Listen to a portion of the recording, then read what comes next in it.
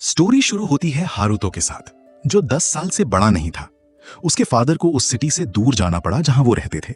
इसलिए वो लड़का उस लड़की को गुड बाय कहने खड़ा था जिससे वो प्यार करता था। इतनी छोटी एज होने के बावजूद उसने वो कर दिखाया जो बहुत से ग्रोन मैन नहीं कर पाते माय फ्रेंड। उसकी आंसुओं से भरी आंखों में देखकर उसने कहा, मुझे अब अपने फादर के साथ जाना होगा, लेकिन मैं प्रॉमिस करता हूं कि मैं वापस आऊंगा और तुमसे शादी करूंगा। अगर मैं मर भी गया या मारा गया तब भी मैं तुम्हारे पास वापस आऊंगा।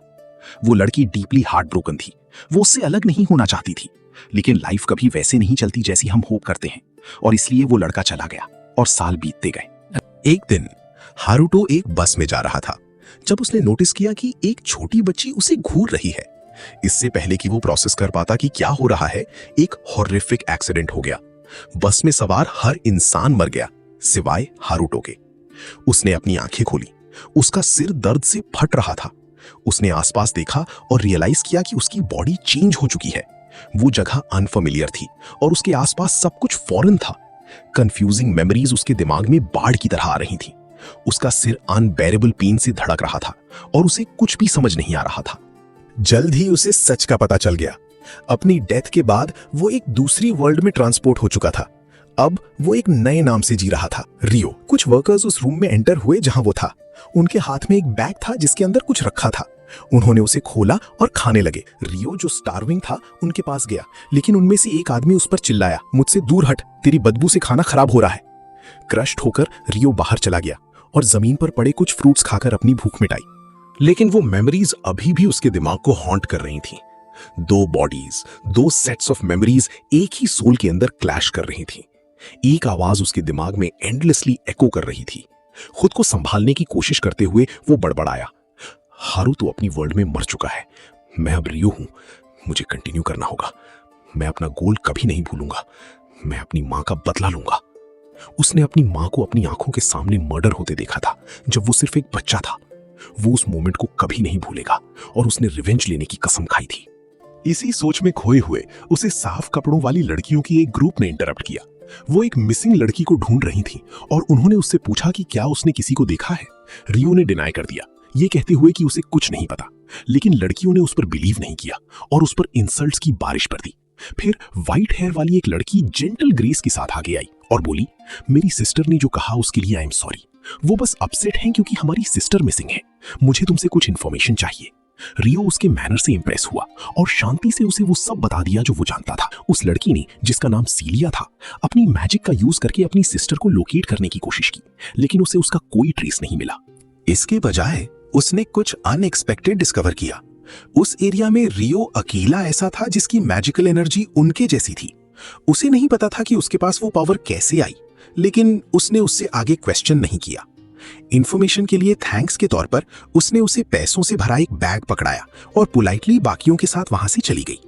रियो ने बैग खोला और अंदर पैसे देखकर स्माइल किया।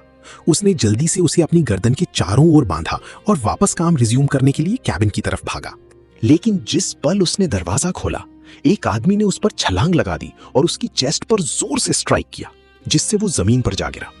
थैंकफुली वो वार उसकी चेस्ट पर बंधे बैग पर लगा और उसकी जान बच गई। फ्रस्ट्रेटेड होकर कि रियो बच गया, अटैकर उसे फिनिश करने के लिए आगे बढ़ा। रियो टेरिफाइड था, डर के मारे फ्रोजन था, ना मूव कर पा रहा था, ना क्लियरली सोच पा रहा था। अचानक एक स्ट्रेंज लड़की उसके सामने अपीयर हुई। उसने प्यार से उसका चेहरा पकड़ा और कहा, टाइम नहीं है, तुम्हें अभी अपनी पावर्स को अवेकन करना होगा, वरना हम दोनों मारी जाएंगे। उसी पल रियो समझ गया और फिर वो हुआ। वो एक बार फिर से हारुतो में ट्रांसफॉर्म हो गया। उसकी पहली लाइफ की मेमोरीज वापस आ गईं। उसकी कॉम्बैट स्किल्स जो शार्प और डेडली थीं, इंस्टेंटली वापस आ गईं। उसने क्रिमिनल को पकड़ा और एक ही क्लीन स्ट्राइक में उसका स्कल चकनाचूर कर दिया। अपनी सांसें वापस पाते हुए उसने नोटिस किया कि उसके बगल में पैसों वाला बैग हिल रहा है। उसने उसे खोला और उसके शौक का ठिकाना नहीं रहा। वो मिसिंग लड़की वहीं थी। वो कांप रही थी, उसकी आवाज डर से भरी थी। प्लीज मुझे कैसल ले चलो। अगर तुम मुझे वापस ले गए तो मेरे फादर तुम्हें रिवॉर्ड देंगे। इससे पहले कि वो रिस्पॉन्ड कर पाता, वो आसपास पड़ी डेड बॉडीज का हॉरर देखकर फेंट हो गई। रियो ने उसे अपने शोल्डर पर उठाया और उन लड़कियों को ढूंढने निकल पड़ा ताकि उसे सेफली वापस कर सके। उन्होंने उसे डिस्टेंस से ही स्पॉट कर लिया लेकिन जैसे ही वो अप्रोच किया, उनमें से एक ने आगे बढ़कर उसके चेहरे पर थप्पड़ जड़ दिया। तुमने हमसे पहले झूठ बोला, तुमने कहा कि तुम्हें कुछ नहीं पता, और अब तुम उसे कैरी कर रहे हो। यू किडनैपर, उसे जाने दो, उसे दोबारा टच मत करना। रियो ने एक्सप्लेन करने की कोशिश की, लेकिन वो लड़की सुनने को तैयार नहीं थी। वो फ्यूरियस थी और फुली कन्विंस थी कि वही कल्प्रिट है। उनकी लीडर ने अपनी स्वॉर्ड उठाई और उसकी तरफ पॉइंट की। तुमने पहले उसे जानने से डिनाई किया और अब तुम उसे वापस लाए हो। तुम हमारे साथ कासल चल रहे हो। तुम वहां सब कुछ कन्फेस करोगे। हम बाद में डिसाइड करेंगे कि तुम इनोसेंट हो या गिल्टी। अगर तुम इनोसेंट हुए तो तुम्हें रिवॉर्ड मिलेगा। रियो ने पूछा, और अगर मैं तुम्हारे साथ जाने से रिफ्यूज कर दूं तो? उसने कोल्डली जवाब दिया, मिसअंडरस्टैंड मत करो, ये कोई रिक्वेस्ट नहीं है, ये एक ऑर्डर है। और इसलिए वो उसे कैसल ले गए। मीनवाइल पुलिस उसके वर्क प्लेस पर पहुंची और असली क्रिमिनल को अरेस्ट कर लिया। वो उसे इंटेरोगेट करने ही वाले थे कि एक मास्क्ड आदमी अपीयर हुआ और बोला, मिशन फेल्ड। उसने एक छोटा डिवाइस एक्टिवेट किया और बस ऐसे ही क्रिमिनल मर गया। वो मास्क्ड आदमी वैनिश हो गया। क्लियरली कुछ बहुत ही सिनिस्टर प्लान कर रहा था। वापस कैसल में वनेसा प्रिंसेस फ्लोरा को उसकी इंजरीज ट्रीट करने के लिए बेड पर ले गई। हालांकि रियो को इंटेरोगेशन के लिए प्रिजन में फेंक दिया गया। एक गार्ड ने उसे चेन्स में बांध दिया और कहा, ध्यान से सुन, या तो कन्फेस कर ले कि तूने प्रिंसेस को किडनैप किया है, या मैं तुझे बोलने पर फोर्स कर दूंगा। लेकिन रियो कंप्लीटली इनोसेंट था। मैंने किसी को किडनैप नहीं किया, उसने फर्मली रिप्लाई किया। गार्ड ने उस पर बिलीव नहीं किया। उसने रियो को मर्सीलेसली पीटा, आंसर्स डिमांड करते हुए। रियो ब्रूज्ड और खून से लथपथ साइलेंट रहा। वो उस चीज को एडमिट नहीं करेगा जो उसने की ही नहीं। हालांकि रियो अभी भी एंग्री था और किसी से भी बात करने से रिफ्यूज कर रहा था, सीलिया से भी नहीं। उसने उसके वुंड्स को हील करने के लिए हीलिंग मैजिक का यूज किया, जो धीरे धीरे क्लोज होने लगे। बाद में रियो बेड पर उठा। सरप्राइज था कि उसका पेन जा चुका था। सीलिया पास खड़ी थी और सॉफ्टली बोली, डोंट वरी, तुम अब सेफ हो। किंग खुद 2 दिन में तुम्हें ऑनर करेंगे। उसने आगे कहा, कल हमने तुम्हें जो हर्ट किया उसके लिए आई एम ट्रूली सॉरी। मैं प्रॉमिस करती हूँ ऐसा दोबारा नहीं होगा। रियो ने फेंटली स्माइल किया और रिप्लाई किया, इट्स ऑल राइट, लेकिन चूंकि मैं किंग से मिलूंगा, मुझे तुम्हारी हेल्प चाहिए। मुझे सिखाओ कि उनके सामने प्रॉपरली कैसे बात करते हैं। मैं कोई ट्रबल कॉज नहीं करना चाहता। जब वो अग्री हो गई और उसे उठाने के लिए अपना हाथ बढ़ाया, तो उसके अंदर इमेंस जॉय की एक वेव दौड़ गई, जैसे पूरी वर्ल्ड अचानक उसके आसपास रोशन हो गई हो। जल्द ही किंग ने एक ग्रैंड सेरेमनी रखी, जिसमें उन्होंने रियो को ऑनर किया और ऑफिशियली नोबल एकेडमी में उसके एनरोलमेंट की अनाउंस की। एटमॉस्फेयर सीरीन और मैग्निफिसेंट था। सेरेमनी के बाद सीलिया उससे स्टेयरकेस पर मिली। उसे उसकी क्लास से इंट्रोड्यूस करवाया। उसे जो कुछ भी जानने की जरूरत थी वो एक्सप्लेन किया और उसे इन्फॉर्म किया कि वो उनकी इंस्ट्रक्टर होगी। चूंकि रियो ने लेट ज्वाइन किया था और एग्जाम्स बस आने ही वाले थे, उसने उससे कहा, अगर तुम्हें कभी भी हेल्प की जरूरत हो मेरे पास आना और मैं तुम्हें प्राइवेट लेसन्स दूंगी। रियो उसकी बातों से ओवरजॉयड था और खुशी से अग्री हो गया। हालांकि जब उसने क्लासरूम में एंटर किया, उसका वार्मली वेलकम नहीं हुआ। उसके सारे क्लासमेट्स वेल्दी नोबल फैमिलीज से आते थे और वो कॉम्प्रिहेंड नहीं कर पा रहे थे कि किंग रियो जैसे एक पेजेंट को उनके स्कूल में अटेंड करने की अलाउ कैसे कर सकते हैं। रियो ने उनके कमेंट्स पर कोई अटेंशन नहीं दी और क्वाइटली अपनी सीट ले ली। बाद में वो और स्टडी करने के लिए सीलिया के पास गया और वहां से चीजें स्मूथली चलने लगी। वो एग्जाम टाइम आने तक उसके साथ स्टडी करता रहा। जब रियो प्रिपेयर कर रहा था, वो खुद को बहुत हार्ड पुश कर रहा था, जिससे सीलिया को वरी होने लगी। उसने उसे टेक इट इजी करने के लिए कन्विंस करने की कोशिश की। उसे रिमाइंड कराया कि वो अभी भी न्यू है और ग्रेड्स ही सब कुछ नहीं होते। लेकिन रियो ने उसे काम वॉइस में रीअश्योर किया, मैं बस लर्न करना चाहता हूं, दैट्स ऑल। एग्जाम शुरू हुए और सबने उन्हें सीरियसली लिया। 1 महीने बाद रिजल्ट्स पोस्ट हुए और रियो ने कैसा परफॉर्म किया ये देखने के लिए सब इकट्ठा हो गए। 1 महीने बाद रिजल्ट्स पोस्ट हुए और रियो ने कैसा परफॉर्म किया ये देखने के लिए सब इकट्ठा हो गए। सबकी सरप्राइज के लिए रियो ने फर्स्ट रैंक हासिल किया। स्टूडेंट्स में से एक एंगर से फट पड़ा, चिल्लाते हुए, दैट्स इम्पॉसिबल, उसने जरूर चीट किया होगा या किसी ने उसकी हेल्प की होगी। लेकिन प्रिंसेस क्रिस्टीना आगे आई और फर्मली बोली, अगर तुम्हारे पास चीटिंग का कोई सॉलिड प्रूफ नहीं है तो तुम जैसे नोबल के लिए इस तरह एक्ट करना शेमफुल है। एम्बैरेस होकर वो लड़का पीछे हट गया और चला गया। रिजल्ट्स के बाद सीलिया रियो को सेलिब्रेट करने के लिए अपने रूम में ले गई। वो जेन्युइनली थ्रिल्ड थी कि उसने कितनी जल्दी सीखा और उसके साथ एक डीप कनेक्शन फील करने लगी, जैसे वो उसके जैसी ही हो, और उनका बॉन्ड हर बीतते दिन के साथ स्ट्रॉन्गर होता गया। 5 साल बीत गए। एक दिन सोर्ड इंस्ट्रक्टर ने सोर्ड्समैनशिप में रियो की स्किल नोटिस की और आने वाले टूर्नामेंट में एकेडमी को रिप्रेजेंट करने के लिए 2 और स्टूडेंट्स के साथ उसे सिलेक्ट कर लिया। कईयों ने टीचर के डिसीजन पर ऑब्जेक्ट किया, लेकिन वो फर्म रहे और बोले रियो compete करेगा और दैट्स फाइनल। टूर्नामेंट से पहले जब रियो सीलिया के साथ खड़ा था, उसने उससे पूछा, ग्रेजुएशन के बाद तुम क्या करने का प्लान कर रहे हो? वो रुका, फिर बोला, मैं ये कंट्री छोड़ दूंगा। मैं अपनी माँ के होमलैंड विजिट करना चाहता हूँ, जिसके बारे में उन्होंने मुझे बचपन में बताया था। सीलिया क्लियरली सैड हो गई, लेकिन उसने उसके सामने इसे शो नहीं किया। दिन बीते और फाइनली टूर्नामेंट शुरू हो गया। 3 स्टूडेंट्स को 3 नाइट्स को चैलेंज करना था ताकि वो शोकेस कर सकें कि उन्होंने क्या सीखा है। पहला मैच रियो का था। जैसे ही रेफरी ने उसका नाम पुकारा, एक और स्टूडेंट ने उस पर स्नीयर करते हुए कहा, कोशिश करना कि हमारी बेइज्जती ना कराओ, बस जल्दी से हार जाना और स्टेज से उतर जाना। रियो ने उसे इग्नोर किया और अरीना में कदम रखा। रेफरी ने ओपोनेंट का नाम पुकारा, चार्ल्स स्टेप फॉरवर्ड। रियो ने उसे तुरंत रिकॉग्नाइज कर लिया। ये वही आदमी था जिसने कैसल में पहली बार आने पर उससे पूछताछ की थी। चार्ल्स अभी भी एंग्री था। रियो के साथ उसके प्रीवियस एनकाउंटर के बाद उसकी रैंक ड्रॉप हो गई थी और उसे पनिश किया गया था। रेफरी ने मैच शुरू होने का सिग्नल दिया। चार्ल्स ने पावरफुल अटैक्स की एक बराज लॉन्च कर दी। रियो को सांस लेने का एक मोमेंट भी नहीं दिया। अटैक आफ्टर अटैक, रियो बमुश्किल खुद को डिफेंड कर पा रहा था और स्पेक्टेटर्स को लगा कि उसका खेल खत्म हो गया। लेकिन तभी रियो ने सडनली पलटवार किया और चार्ल्स को बड़ी ईज के साथ डिसआर्म कर दिया। रेफरी स्टन्ड रह गया और उसने रियो को विनर डिक्लेयर कर दिया।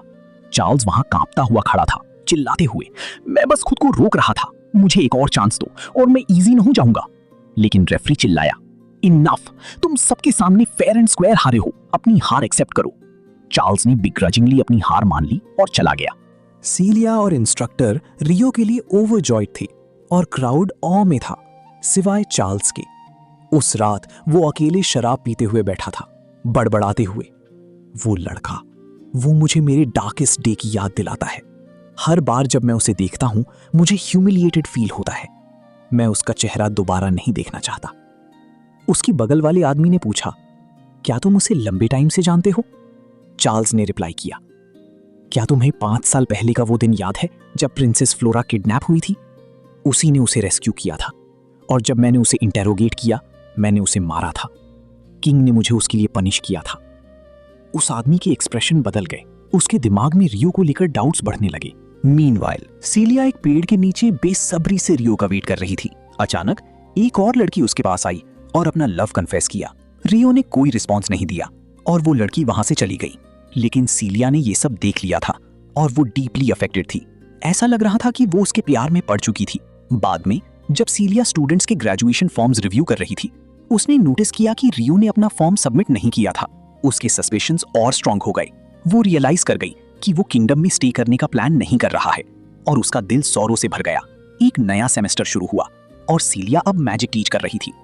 सारी स्टूडेंट्स नॉर्मल तरीके से अपना मैजिक यूज कर रहे थे, जबकि रियो ने ऐसे प्रिटेंड किया जैसे उसे कुछ आता ही ना हो। लेकिन रियलिटी में उसकी हिडन मैजिकल एनर्जी उन सबसे कहीं ज्यादा सरपास कर चुकी थी। ऑफ कोर्स ये बात कोई नहीं जानता था। क्लास के बाद जब सब चले गए, रियो सीलिया के पास गया, लेकिन इससे पहले कि वो कुछ बोल पाता, एक स्टूडेंट आया और उसके सामने उसे मॉक करने लगा। उसने स्नीयर किया, यू वर्थलेस पेजेंट। इससे पहले कि मेरा टेम्पर लूज हो जाए, लड़कियों से चिपकना बंद कर दो। तुम्हें क्या लगता है मुझे नहीं पता कि तुम हर दिन कैसे फ्लर्ट करती हो? रियो साइलेंट रहा, लेकिन सीलिया उस लड़की पर भड़क गई।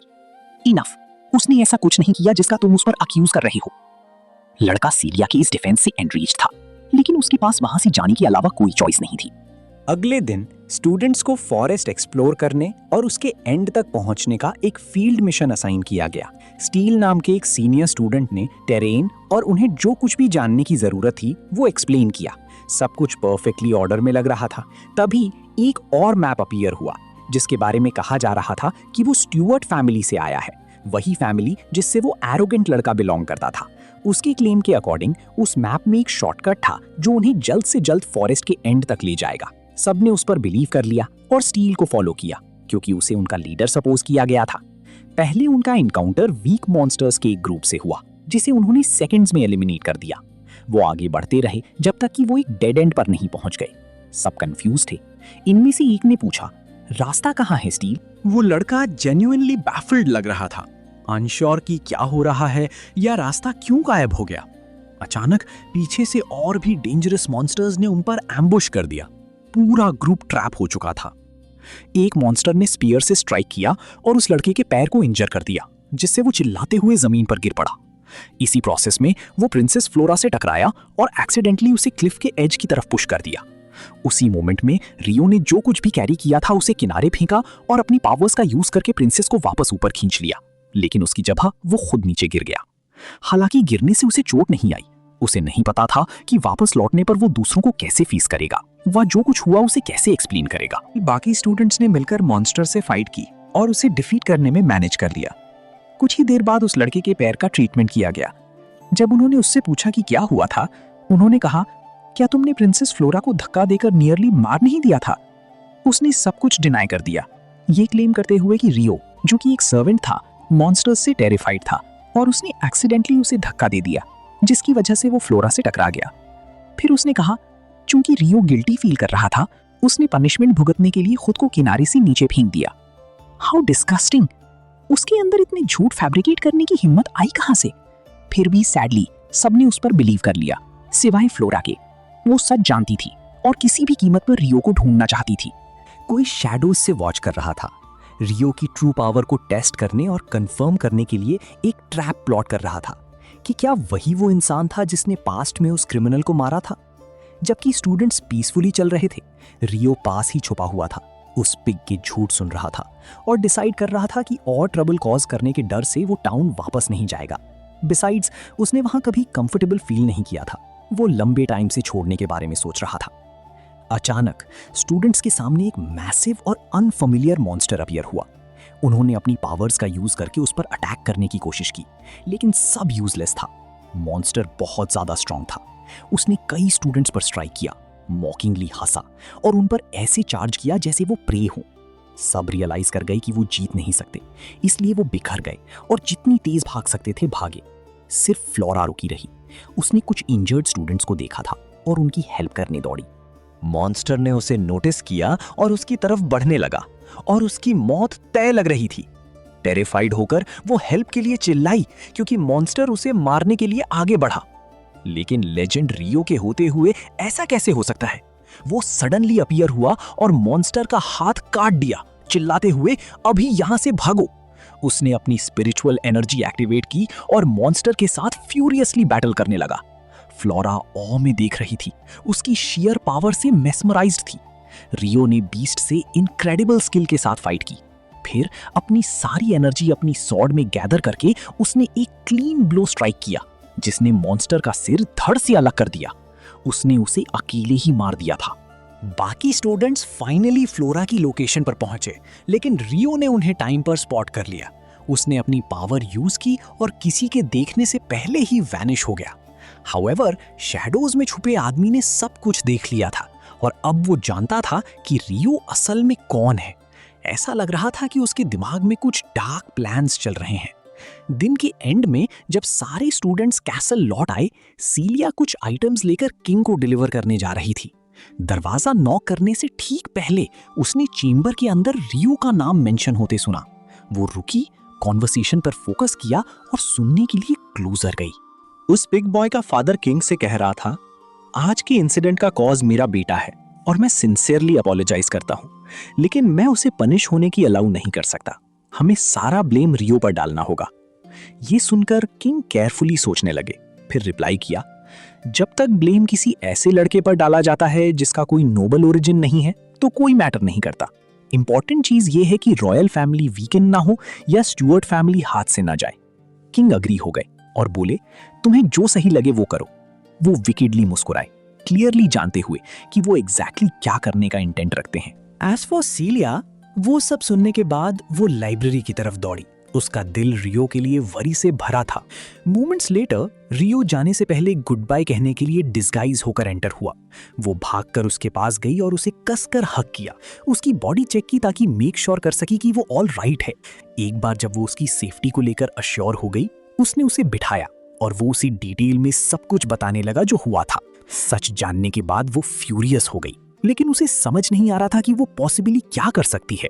रियो ने फिर उसे बताया कि वो अब सिटी में स्टे नहीं कर सकता और उसे जल्द से जल्द एस्केप करना होगा। उसने कहा, लेकिन क्योंकि तुम मेरे हार्ट के सबसे डियरेस्ट पर्सन हो, मैं गुड बाय कहने आया हूँ। सीलिया उसकी बातों से डीपली मूव्ड थी। उसने रिप्लाई किया, अपना ख्याल रखना, तुम सेफ हो ये जानने के लिए मैं तुम्हारे लेटर्स का वेट करूंगी, बस मुझे ज्यादा लंबा वेट मत कराना। उसने कहा, ऑल राइट, लेकिन मैं लेटर्स एक डिफरेंट नेम हारुतो के अंडर भेजूंगा ताकि किसी को सस्पिशन ना हो। Good bye Celia. वो एक बार फिर उसकी तरफ दौड़ी और उसे कसकर हग किया। मैं तुम्हारा वेट करूंगी, उसने विस्पर किया। फिर वो चला गया और उसकी आंखें उन आंसुओं से भर गईं जिन्हें वो मुश्किल से रोक पा रही थी। उसने अपनी सारी मेमोरीज रिकॉल की, सौरों से ओवरवेल्म्ड होकर।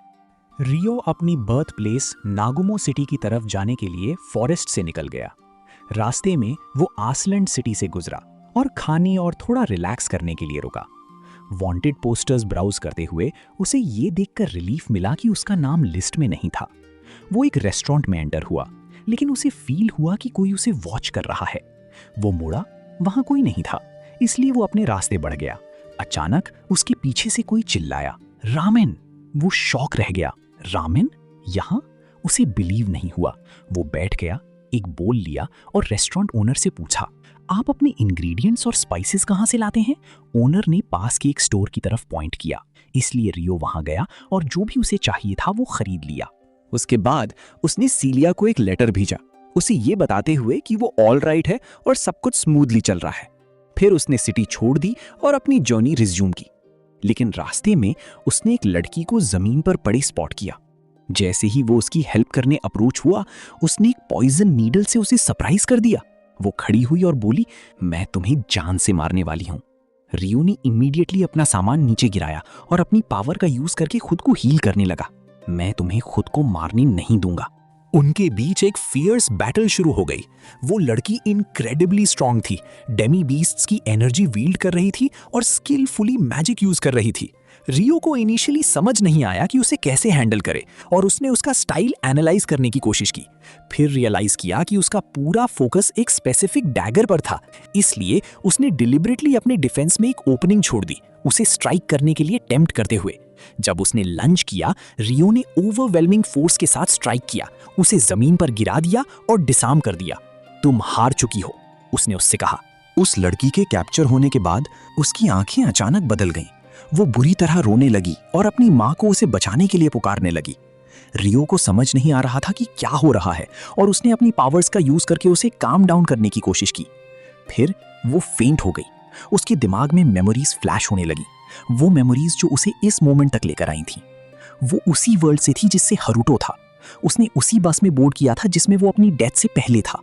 मरने के बाद वो भी इस वर्ल्ड में अवेक हुई, लेकिन एक स्लेव के रूप में। स्टुअर्ट के एरोगेंट बेटे को सर्व करने के लिए फोर्स की गई। वो वाइल्ड लड़का उसे हर दिन टॉर्मेंट करता था, उसे तब तक पीटता था जब तक वो रेजिस्ट करना बंद ना कर दे। उसकी गर्दन की चारों ओर एक स्लीव कॉलर था, जो जब भी वो उसके ऑर्डर्स डिसोबे करती थी, उसकी बॉडी में इलेक्ट्रिसिटी के झटके भेजता था। जब रियो ने वो कॉलर देखा, वो रियलाइज कर गया कि जरूर किसी ने उसे मारने का ऑर्डर दिया होगा। इसलिए उसने अपना माइंड फोकस किया और एक ऐसे स्पेल को सर्च करने लगा जो उसे रिमूव कर सके।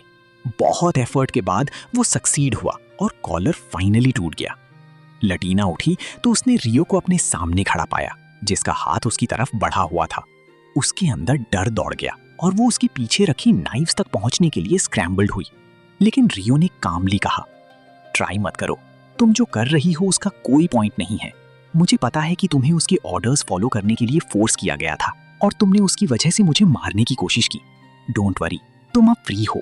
उसने उससे पूछा कि क्या हुआ था, और जब वो रियलाइज कर गई कि उसे दोबारा हर्ट नहीं किया जाएगा, उसकी आंखों में आंसू भर आए। वो फूट फूट कर रोने लगी और उसे सब कुछ बताने लगी। स्टुअर्ट ने उसे ऑर्डर दिया था कि जैसे ही रियो सिटी छोड़े वो उसे मार दे, ये इंश्योर करते हुए कि वो पीछे कोई एविडेंस न छोड़े। यही वजह थी कि उसका नाम कभी वांटेड लिस्ट में नहीं था। उस मोमेंट रियो समझ गया कि ये सब उस पिग का काम है और उसने उससे कहा, ऑल राइट, तुम अब फ्री हो, मैंने तुम्हारी चेन्स तोड़ दी हैं और अगर तुम अपने साथी बीस्टकिन के पास लौटना चाहती हो तो 2 दिन तक उस पाथ पर चलो और तुम उन तक पहुंच जाओगी। उनके साथ ही रहना, स्टुअर्ट के पास कभी वापस मत जाना। उसने अपना बैग अपने शोल्डर पर लटकाया और जाने के लिए प्रिपेयर होने लगा, लेकिन उसके सरप्राइज के लिए उसने उसे फॉलो किया। वो मुड़ा और पूछा, तुम क्या चाहती हो? मैं तुम्हारे साथ जाना चाहती हूँ। मुझे अकेले चलना हेट है। प्लीज मुझे छोड़कर मत जाओ। रियो को गुस्सा आ गया। तुम कैसे एक्सपेक्ट कर सकती हो कि मैं तुम्हें माफ कर दूंगा? तुमने मुझे मारने की कोशिश की थी। क्या तुम ऑनेस्टली सोचती हो कि मैं किसी ऐसे को माफ कर सकता हूं जिसने मेरी जान लेने की कोशिश की हो? वो लड़की डर से कांपने लगी, लेकिन फिर अपनी पॉकेट में हाथ डालकर टूटा हुआ कॉलर बाहर निकाला और बोली, मुझे अपने साथ ले चलो, भले ही इसका मतलब दोबारा स्लेव बनना हो। बस प्लीज मुझे यहां अकेला मत छोड़ो। रियो उसकी बातों से मूव्ड हो गया। तुम्हारा नाम क्या है? उसने पूछा। लैटिना, उसने रिप्लाई किया। ऑल राइट लैटिना, आज के बाद से तुम मेरे साथ ट्रैवल करोगी। Let's go. लैटिना की खुशी ओवरवेलमिंग थी। उन्होंने अपनी जर्नी कंटिन्यू की और रास्ते में वो खाने के लिए रुके। ये पहली बार था जब उसने कभी प्रॉपर फूड टेस्ट किया था। वो खुशी से रोते हुए खा रही थी। उसे बिलीव नहीं हो रहा था कि ये रियल है। रियो ने स्माइल किया और कहा, टेक योर टाइम, कोई तुम्हारा खाना नहीं चुराने वाला। तुम इतनी तेजी से क्यों खा रही हो? लटीना ने पहले उसकी बात नहीं सुनी, खाने पर बहुत ज्यादा फोकस थी। लेकिन जब वो रियलाइज की कि उसने क्या कहा है, उसने ऊपर देखा और रिप्लाई किया, ये पहली बार है जब किसी ने मुझे काइंडली ट्रीट किया है। मैं बस बहुत हैप्पी हूं। रियो ये सुनकर प्लीज्ड हुआ। तो अब से तुम हर दिन बेस्ट मील्स खाओगी और तुम्हें कभी कोई दोबारा नहीं मारेगा। बहुत दूर सीलिया हारुतो का लेटर पढ़ रही थी। उसका दिल जॉय से भरा हुआ था। वो उसे डीपली मिस कर रही थी और साइलेंटली उसके लिए ऑल द बेस्ट विश कर रही थी। उस रात रियो और लटीना ने कैंप सेटअप किया। रियो ने रामेन का एक बोल निकाला और उसे स्पगेटी के रूप में प्रिपेयर करने लगा। उसके सरप्राइज के लिए लटीना ने उसे इंस्टेंटली रिकॉग्नाइज कर लिया, उसे उनके फॉर्मर वर्ल्ड के नाम से बुलाते हुए। रियो शॉक रह गया। तुम्हें इसका नाम कैसे पता? उसने पूछा। मैं इसे पहले खाया करती थी, उसने कहा। हालांकि उसने उसे ये नहीं बताया कि कहाँ।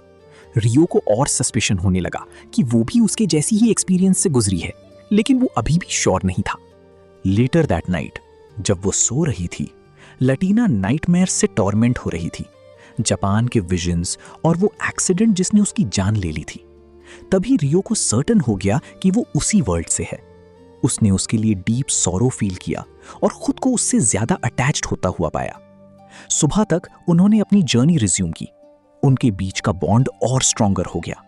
लटीना रियो को एक ओल्डर ब्रदर की तरह देखने लगी, एक प्रोटेक्टर जो उसे हर हार्म से शील्ड करेगा। वो उसके साइड में ट्रूली हैप्पी थी। इवेंचुअली वो एक डेंस फॉरेस्ट में पहुंचे। वहां रियो ने एक पिक्यूलियर पेड़ नोटिस किया जिसे लटीना नहीं देख सकती थी। कुछ स्ट्रेंज सेंस करते हुए वो क्लोजर गया और सजेस्ट किया कि वो रात के लिए रेस्ट करें और सुबह कंटिन्यू करें। लटीना सीने के लिए टेंट में एंटर हुई और रियो कुछ देर बाद उसके पीछे गया। लेकिन सडनली बाहर की एक नॉइज ने उसका अटेंशन कैच किया। वो बाहर आया और ये देखकर स्टार्टल्ड रह गया कि एक वुल्फ उसे घूर रहा था। वुल्फ से एक ब्लाइंडिंग लाइट एमिट हुई और 4 बीस्ट के ने उसे घेर लिया। रियो कंप्लीटली कंफ्यूज्ड था। उसने खुद को डिफेंड करने और ये समझने की कोशिश की कि वो क्या चाहते हैं, लेकिन वो रिलेंटलेसली उस पर अटैक करते रहे। एक लड़की उसे इंटेरोगेट करने के लिए अप्रोच हुई, जबकि दूसरी टेंट में एंटर हुई और उसने अंदर लाटीना को पा लिया। उसने इंस्टेंटली अज्यूम कर लिया कि रियो ने उसे किडनैप किया है। फ्यूरियस होकर वो रियो को मर्सिलेसली पीटने लगी जब तक कि वो कॉन्शियसनेस लूज नहीं कर गया। जैसे ही डार्कनेस ने उसे स्वॉलो किया, वो मिस्टीरियस लड़की उसकी ड्रीम में रीअपीयर हुई। तुम कैसे हो हारुतो? काफी टाइम हो गया, उसने कहा। सॉरी, मैं तुम्हारी करंट सिचुएशन में हेल्प नहीं कर सकती, लेकिन लीस्ट जो मैं कर सकती हूँ वो है तुम्हें एक प्लेजेंट ड्रीम देना। फिर वो वैनिश हो गई। रियो जागा तो उसने खुद को बेड से चेंड पाया। जिन लड़कियों ने उस पर अटैक किया था वो रूम में एंटर हुई, विलेज प्रीस्टेस के साथ। लेकिन इससे पहले कि एल्डर कुछ बोल पाती, लटीना रूम में बर्स्ट हुई, रश करते हुए उसके साइड में आई और रिलीफ के साथ उसे एम्ब्रेस किया। वो उसे अनहार्म्ड पाकर ओवरजॉयड थी और हेल्प ना कर पाने के लिए अपोलोजाइज किया। उसने पूछा कि ये उसके साथ किसने किया है। अपनी ग्रेव मिस्टेक रियलाइज करते हुए लड़कियों ने सिंसियरली अपोलोजाइज किया। उन्होंने उसकी चेन्स खोल दी और एल्डर ने उन्हें उसके लिए एक कंफर्टेबल रूम प्रिपेयर करने का इंस्ट्रक्शन दिया। अब जबकि वो समझ चुके थे कि वो इनोसेंट है, ओल्ड प्रीस्टेस ने कहा, कल मैं फॉर्मली अपोलोजाइज करूंगी, अभी के लिए रेस्ट करो। रियो अग्री हो गया, अभी भी अनश्योर था कि क्या चल रहा है। अगली सुबह उसने एल्डर से बात की उनसे उस मिस्टीरियस पेड़ के बारे में पूछते हुए, और ये कि सिर्फ वो ही उसे क्यों देख सकता था। उन्होंने एक्सप्लेन किया, ये स्पिरिट्स की वजह से है, जिनके पास उन्हें यूज करने की एबिलिटी होती है वो उस पेड़ को देख सकते हैं। क्या तुम स्पिरिट्स यूज करते हो रियो? उसने रिप्लाई किया, कुछ ऐसा ही। वो विलेज के अंदर एक सीक्रेट चेंबर में एंटर हुए जहां 2 एल्डर्स वेट कर रहे थे। उनका डिमीनर जेंटल था और उन्होंने रियो से बहुत रिस्पेक्ट के साथ बात की। पहले उन्होंने उसे जिस तरह लाया गया था उसके लिए अपोलोजाइज किया। फिर उन्होंने कहा, तुमने हमारे किन में से एक को बचाने के लिए रिवॉर्ड अर्न किया है। रियो ने रिस्पॉन्ड किया, मैं चाहूंगा कि आप लाटीना की केयर करें। जब से हम मिले हैं वो मुझसे अटैच्ड हो गई है, लेकिन मेरी जर्नी डेंजरस है और शायद मैं उसे प्रोटेक्ट ना कर पाऊं। ओल्ड प्रीस्टेस आगे आई। हम ऑलरेडी ऐसा ही करने का इंटेंट कर रहे थे। कोई और गिफ्ट चूज करो रियो। उसने रिप्लाई किया, अगर आपके पास कोई है जो मुझे स्पिरिट्स की आर्ट सिखा सके तो मैं ट्रूली ग्रेटफुल रहूंगा। वो सब अग्री हो गए। Consider it done. फिर एक औरत रूम में एंटर हुई। हर कोई रिस्पेक्ट में खड़ा हो गया। उसका नाम डोरिस था, ट्री की स्पिरिट जिसे सब रेवियर करते थे। वो रियो के पास अप्रोच हुई, अपना हाथ उसके सिर पर रखा और बोली, स्ट्रेंज, तुम्हारे अंदर एक ह्यूमन सोल सो रही है। रियो को समझ नहीं आया। आपका क्या मतलब है? मेरे अंदर एक और सोल है? डोरिस ने एक्सप्लेन किया, हाँ, तुम्हारे पास एक ऐसी पावर है जो किसी और के पास नहीं है। तुम्हारे अंदर एक डॉर्मेंट सोल है ह्यूमन फॉर्म में। अगर ये अवेकन हो गई तो ये तुम्हें ट्रिमेंडस सपोर्ट ग्रांट करेगी और तुम्हारी एबिलिटीज को वास्टली एनहांस कर देगी। रियो उनकी बातों का फुल मीनिंग ग्रास्प करने के लिए स्ट्रगल कर रहा था, लेकिन बस नॉड किया और बोला, ऑलराइट। विलेज में दिन बीते और रियो ने अपनी इंटेंस ट्रेनिंग शुरू कर दी थी, अपनी स्पिरिचुअल एनर्जी एनहांस करने की सीकिंग में। उसने फॉरेस्ट में सभी की गाइडेंस के अंडर नई स्किल सीखी। जहां तक लाटीना की बात है, वो अब 3 डेमी ह्यूमन लड़कियों के साथ एक क्लीन घर में रहती थी। लंबे समय में पहली बार वो जेन्युइनली हैप्पी लग रही थी। एक क्रिमिनल एक केव की तरफ बढ़ते हुए देखा गया, एक यंग बॉय के साथ। केव के एंट्रेंस पर उस आदमी ने लड़की से कहा, यहीं रुको, मैं अंदर कुछ करने जा रहा हूं और राइट बैक आऊंगा। एक क्रिमिनल एक केव की तरफ बढ़ते हुए देखा गया, एक यंग बॉय के साथ। केव के एंट्रेंस पर उस आदमी ने लड़की से कहा, यहीं रुको, मैं अंदर कुछ करने जा रहा हूं और राइट बैक आऊंगा। एंटर करने के मोमेंट्स बाद वो अपने हाथों में एक ड्रैगन एग लिए बाहर इमर्ज हुआ। लड़का बिविल्डर्ड पूछने लगा कि उसने इसे क्यों लिया है। उस आदमी ने कोल्डली रिप्लाई किया, ये तुम्हारा कंसर्न नहीं है, मैं इस पर कुछ एक्सपेरिमेंट्स रन करने जा रहा हूं, बस इसे कैरी करो और अपने साथ रखो जब तक हम सिटी ना पहुंच जाएं। लड़के ने ओबे किया, हालांकि उसकी एंजाइटी ऑब्वियस थी। नर्वसली उसने पूछा, क्या ड्रैगन्स हमारे पीछे नहीं आएंगे? हमने उनका एग क्यों लिया? आदमी विकेडली हंसा, रिलैक्स, हमें कोई नहीं ढूंढेगा, हम अब काफी दूर आ चुके हैं। लेकिन जैसे ही उसने पीछे ग्लांस किया, उसकी स्मोक फीड हो गई। ड्रैगन्स का एक स्वॉर्म सीधे उनकी तरफ उड़ता हुआ आ रहा था। उनकी आंखों में फ्यूरी भरी हुई थी। उसी मोमेंट रियो और लैटिना ऑफिशियली विलेज के मेंबर्स के रूप में रिकॉग्नाइज किए गए थे। डोरिस ने खुद उन्हें बिलोंगिंग की सील बिस्टो की थी। उनके ऑनर में एक ग्रेट सेलिब्रेशन रखा गया था जो जॉय और चीयर से भरा हुआ था। लैटिना बाकी लड़कियों के साथ पूरी तरह ब्लेंड हो चुकी थी और अपनी नई लाइफ को ट्रूली अडोर कर रही थी। ये देखकर रियो ने डिसाइड किया कि अब टाइम आ गया है उसे अपने जाने की इंटेंशंस बताने का। एल्सवेयर क्रिमिनल और उसका कंपेनियन फॉरेस्ट के पास एक साइट पर रुक गई थी। आदमी ने कहा, हम आज रात यहीं रेस्ट करेंगे, ये पिल लो, मैं एरिया स्काउट करने जा रहा हूं। लड़की ने पिल ले ली, हालांकि वो अनईजी लग रहा था। आदमी ने फिर अपनी मैजिक का यूज किया और आसमान में सोर कर गया, ड्रैगन्स नेस्ट की तरफ बढ़ते हुए। फाइनली उसने खुद से मटर किया, प्लान एग्जीक्यूट करने का टाइम आ गया है। इस बीच रियो लाटीना को जंगल के गहरे हिस्से में ले गया था। वो उससे अकेले बात करना चाहता था और अपना फैसला बताना चाहता था। लाटीना उसके बगल में चल रही थी और बड़ी प्यारी सी स्माइल कर रही थी। चलो वापस चलें और पार्टी में शामिल हों, उसने कहा। हम सबसे दूर क्यों जा रहे हैं? मुझे तुमसे कुछ जरूरी बात करनी है, रियो ने जवाब दिया। लेकिन पहले मेरा एक सवाल है, क्या तुमने इस गांव में अपनी जिंदगी के मजे लिए हैं? मजे लिए हैं? उसने हैरानी से पूछा। मुझे यहाँ रहना बहुत पसंद है, सब मेरे साथ कितनी अच्छे हैं, मेरे दोस्त हैं, यहाँ की जिंदगी शांत और अच्छी है। ये बहुत अच्छी बात है, रियो ने मुस्कुराते हुए कहा। लेकिन कुछ ऐसा है जो मुझे तुम्हें बताना है। मैं अपना सफर अकेले तय करने के लिए ये गांव छोड़ दूंगा। मैं नहीं चाहता कि अगर कुछ बुरा हो तो तुम्हें कोई चोट पहुंचे। लाटिना सुन रह गई। उसके चेहरे पर अचानक से उदासी छा गई। नहीं, उसने धीरे से कहा, मैं तुम्हें जाने नहीं दूंगी, मैं तुम्हारे साथ आना चाहती हूँ। रियो ने समझाने की कोशिश की कि उसका सफर खतरनाक है और वो शायद उसे बचा ना पाए, लेकिन उसका दिल टूट चुका था और बिना एक शब्द कहे वो वहां से चली गई। वापस शहर में ड्रैगन्स के आते ही अलार्म बजने लगे। खतरे का सामना करने के लिए गार्ड्स तैयार हो गए। उसी वक्त एक मुजरिम ने ड्रैगन्स के ना होने का फायदा उठाया और उनके अंडे चुराने लगा। कुछ डेमी ह्यूमंस ने उस लड़के को देख लिया और उससे पूछताछ करने के लिए आगे बढ़े, लेकिन वो घबरा गया, अपने साथ वाले बाज को छोड़ दिया और भाग निकला। एक लड़की ने उसे नीचे गिराने की कोशिश की, लेकिन चूक गई। वो अभी भी अपनी जान बचने का जश्न मना ही रहा था कि तभी एक विशाल ड्रैगन उसके सामने उतरा। उसकी किस्मत तय हो चुकी थी। इस बीच मुजरिम ने सारे ड्रैगन के अंडे जमा कर लिए थे और अपना काम पूरा कर लिया था। फिर उसने उस दवा को तोड़ दिया जो उसने लड़के को दी थी, जिससे लड़का तुरंत मरकर गिर पड़ा। जो अंडा वो लिए हुए था वो जमीन पर गिर गया और लुढ़कता हुआ लैटिना के सामने आकर रुक गया। ड्रैगन ने वो टूटा हुआ अंडा देखा और गुस्से में पागल होकर मान लिया कि लैटिना ने उसे तोड़ा है। वो जान लेने के इरादे से उस पर झपटा। एक डेमी ह्यूमन लड़की उसे बचाने के लिए दौड़ी, लेकिन एक ड्रैगन के सामने कोई क्या कर सकता था। उसने एक जोरदार वार से उन दोनों को नीचे गिरा दिया। वो जमीन पर बेबस पड़े थे। उसी पल गांव में ड्रैगन्स के हमले के झटके महसूस हुए। जश्न रुक गया और सब अपने घरों की तरफ दौड़े। रियो को रास्ते में गांव का एक बुजुर्ग मिला और उसने पूछा कि क्या हो रहा है। राक्षस हमला कर रहे हैं, बूढ़े आदमी ने कहा। जंगल घिर चुका है, हमें तुरंत भागना होगा।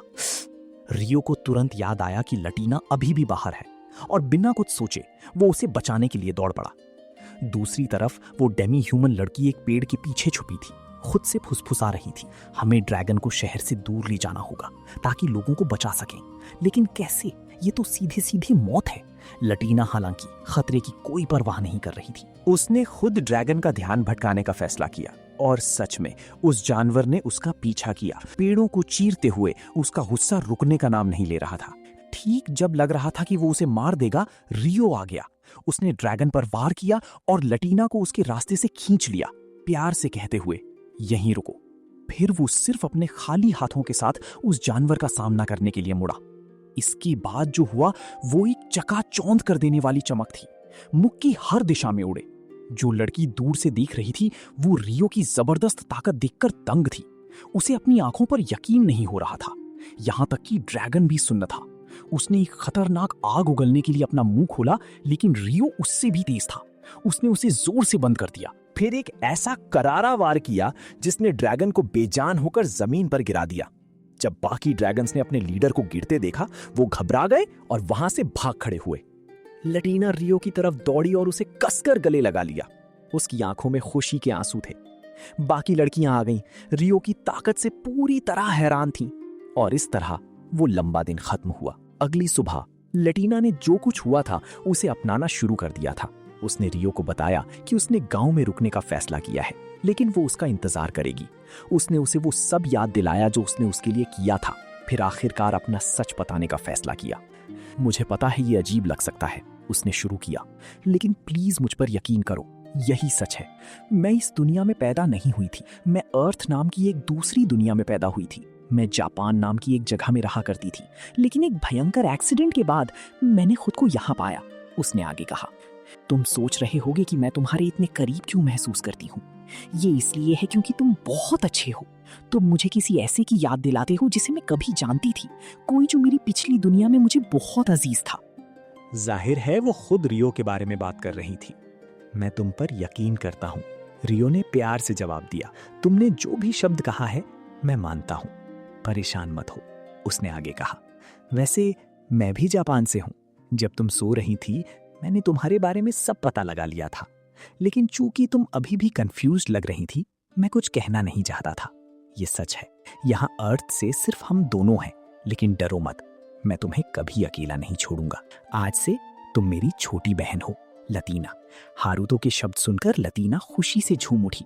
कुछ ही देर बाद हारुतो ने अपने जाने की तैयारी शुरू कर दी। सबको विदाई देते वक्त हर तरफ से तोहफे आ रहे थे, इस हद तक कि उसे समझ नहीं आ रहा था कि उन्हें कहाँ रखें। उसके आसपास सामान भर चुका था। एक बूढ़े आदमी ने उसे एक खास ब्रेसलेट पकड़ाते हुए कहा, ये तुम्हारे लिए सब कुछ आसान बना देगा। सच में उस ब्रेसलेट में उसका सारा सामान रखने की ताकत थी, जिसने हारुतो को बहुत खुश कर दिया। एक बार जब सब कुछ तैयार हो गया, वो अपने माता पिता की होमलैंड की तरफ निकल पड़ा। और यहाँ इस कहानी का एक नया चैप्टर शुरू होता है। तो मेरे साथ बने रहो और देखो कि आगे क्या होने वाला है। हारुतो आखिरकार अपनी मंजिल पर पहुंचा और ध्यान देने लगा कि गांव में सभी के बाल काले थे, बिल्कुल उसकी तरह। इसलिए उसने वहां एक लड़की से पूछा कि वो उसे गांव के मुखिया के पास ले चले।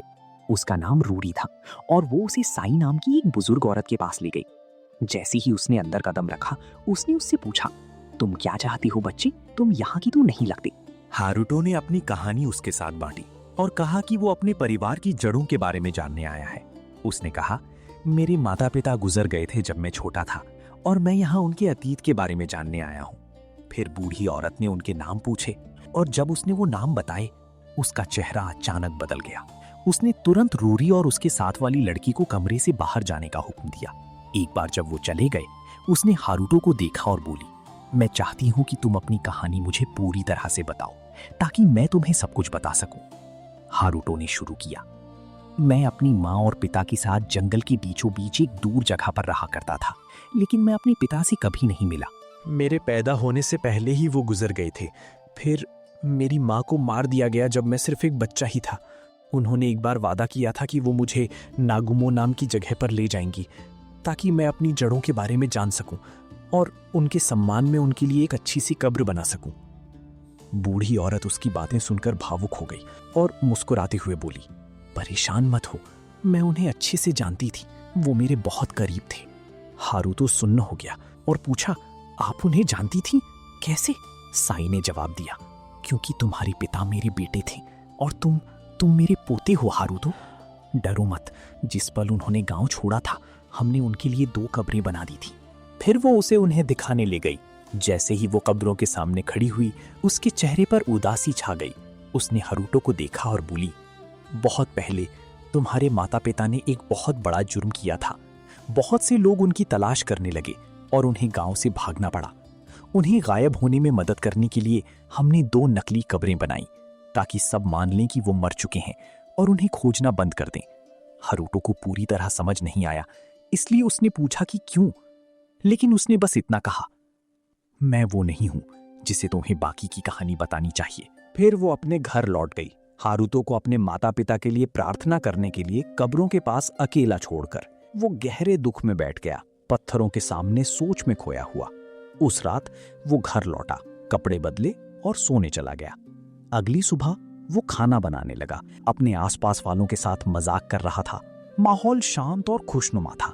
बाद में हारुतो शिन नाम के एक लड़के से मिला और दोनों ने तुरंत एक दूसरे को पसंद कर लिया। उन्होंने एक साथ शिकार पर जाने का फैसला किया। हारुतो ने जबरदस्त हुनर दिखाया। जहां तक शिन की बात है, वो मुश्किल से ही कुछ पकड़ पाया। उस शाम हारुतो ने अपने कपड़े गंदे पाए और अपनी ताकत का इस्तेमाल करके एक बाथटब बना लिया। वो खुद को साफ करने अंदर गया और जैसे ही बाहर आया, रूरी और आल्मा ने उसे देखा। वो हैरान थे कि वो कितना साफ लग रहा था और पूछा, तुम इतने साफ कैसे बाहर आए? तुमने अंदर क्या किया?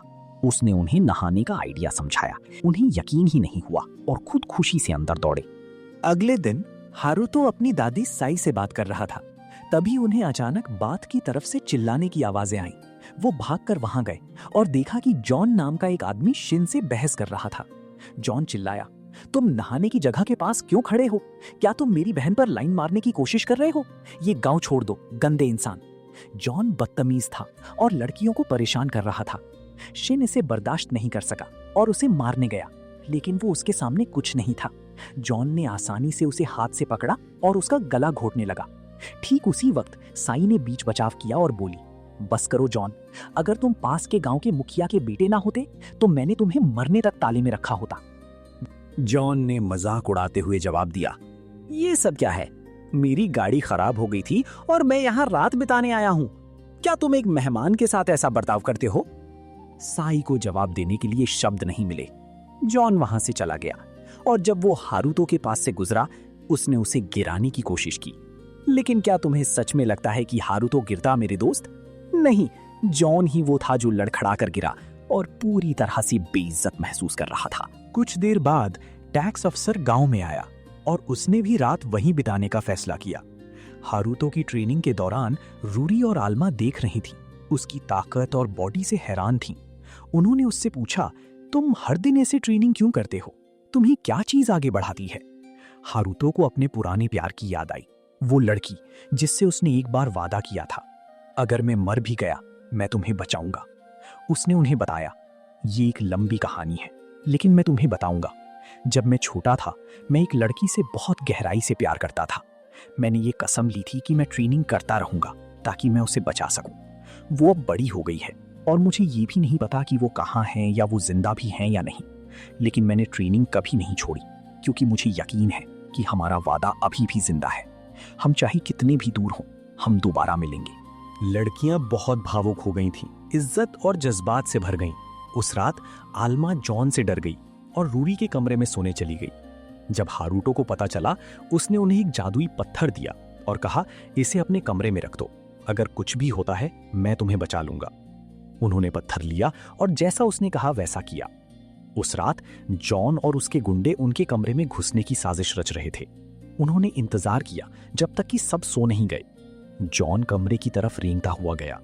रूरी ने अपनी आंखें खोली और उसे वहां खड़ा पाया, अपना हाथ उसके मुंह पर दबाते हुए। कोई आवाज मत करना, उसने फुसफुसाया। फिर अल्मा भी जाग गई और जॉन ने धमकी दी, अगर मैंने तुम्हारे मुंह से एक शब्द भी सुना तो मैं इसका चेहरा कुचल दूंगा और अगली तुम होगी। लेकिन क्या उसे सच में लगा कि हारुतो के होते हुए वो ये सब करके बच सकता था? हीरो खुद तूफान की तरह अंदर आया और जॉन के सारे आदमियों को धो डाला। जिस पल उसने उन्हें देखा, उसकी मां की मौत का एक सीन उसकी आंखों के सामने घूम गया। वो चिल्लाया, तुम क्या कर रहे हो? जॉन ने पलटकर हमला करने की कोशिश की, लेकिन हारुतो ने उसके पीछे चक्कर काटा। भयंकर गुस्से में उसका गला पकड़ा और गुर्राया, मैंने कहा तुम क्या कर रहे हो? जॉन बेबस था। हारुतो ने घूंसों की झड़ी लगा दी। एक के बाद एक मुक्का उसकी खोपड़ी पर पड़ा, बिना रुके, खौफनाक तरीके से। यहां तक कि लड़कियां भी उसकी जबरदस्त ताकत से सन्न थीं।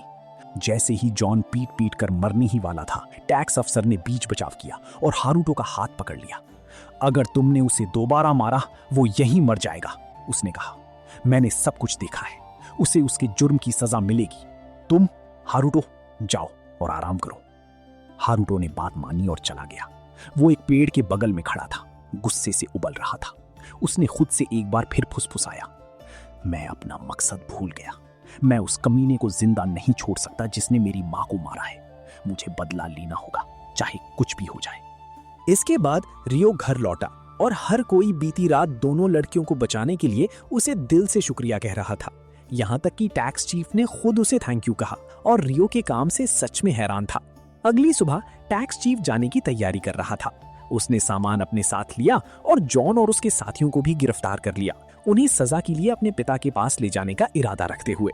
बुजुर्ग औरत से बात करते हुए उसने उसे एक चिट्ठी पकड़ाई और कहा, प्लीज जब आप पहुंचे तो ये अपने पिता को दे देना। लड़के ने जवाब दिया, ठीक है, और सफर की तैयारी करने लगा। हर कोई टैक्स चीफ के साथ अपना सामान पहुंचाने और उन्हें बाजार में बेचने के लिए निकल पड़ा। जॉन और उसके ग्रुप को सजा के लिए ले जाया गया, जबकि टैक्स चीफ ने चिट्ठी अपने पिता को सौंप दी। वैसे उसके पिता का नाम हयाते था। हयाते ने चिट्ठी पढ़ी और गहरी हैरानी उसके चेहरे पर छा गई। उसने तुरंत अपने बेटे को हुक्म दिया कि जाओ और रियो को तुरंत लेकर आओ। सच में रियो को ढूंढ लिया गया और महल लाया गया। जैसे ही उसने अंदर कदम रखा और उनके साथ बैठा, हयाते ने अचरज में उसे देखा और कहा, मुझे अपनी आंखों पर यकीन नहीं हो रहा, तुम बिल्कुल उसके जैसे दिखते हो रियो।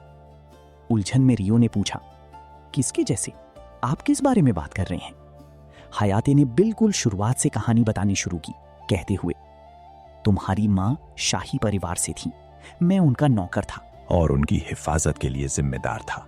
एक दिन जब मैं सिपाहियों को ट्रेनिंग दे रहा था, एक अजीब सा नौजवान सामने आया। वो खतरनाक और ताकतवर था, जंग के मैदान पर सारे दुश्मनों को हरा रहा था और वो हमारी बहुत सी जीतों की वजह था। मैंने उसकी ताकत नापने के लिए उसे मुकाबले के लिए ललकारा, लेकिन उसने मुझे बिना किसी मेहनत के हरा दिया। उस पल से मैंने उसे राजकुमारी यानी तुम्हारी मां का रक्षक बनाने का फैसला किया रियो। समय के साथ उनका रिश्ता गहरा होता गया और राजकुमारी आखिरकार उसके प्यार में पड़ गई। लेकिन एक शाही मीटिंग के दौरान राजा के बेटे ने उन्हें देखा और उनकी खूबसूरती का दीवाना हो गया।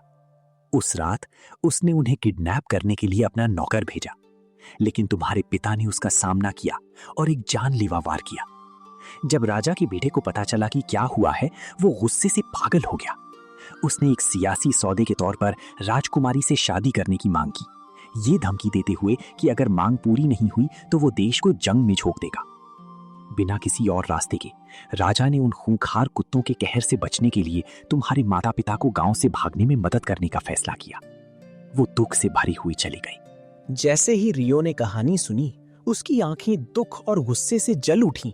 हयाते ने आगे कहा, और अब मैं चाहता हूं कि तुम राजा और रानी से मिलो। मैंने उन्हें तुम्हारे बारे में पहले ही बता दिया है और इस वक्त उनकी सबसे बड़ी ख्वाहिश तुम्हें देखना है। क्या तुम मेरे साथ उनसे मिलने चलोगी रियो? बिना हिचकिचाहट के रियो मान गया और उसके साथ चला गया। उसने उन्हें महल के अंदर बैठे पाया। अपने पोते को देखकर जज्बात से भर गई।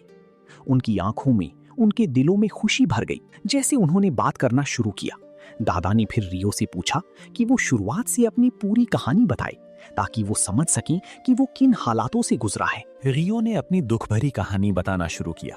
जब मैं छोटा था, मैं अपनी माँ के साथ खुशी से रहता था। हालांकि हम गरीब थे, हर दिन रोशन और जिंदगी से भरा लगता था। फिर एक दिन मेरे पिता का पुराना दोस्त लूशियस हमारे घर में घुस आया। उसने मुझे अपने पैर से लात मारी और दवा की एक बोतल से कुछ पिया।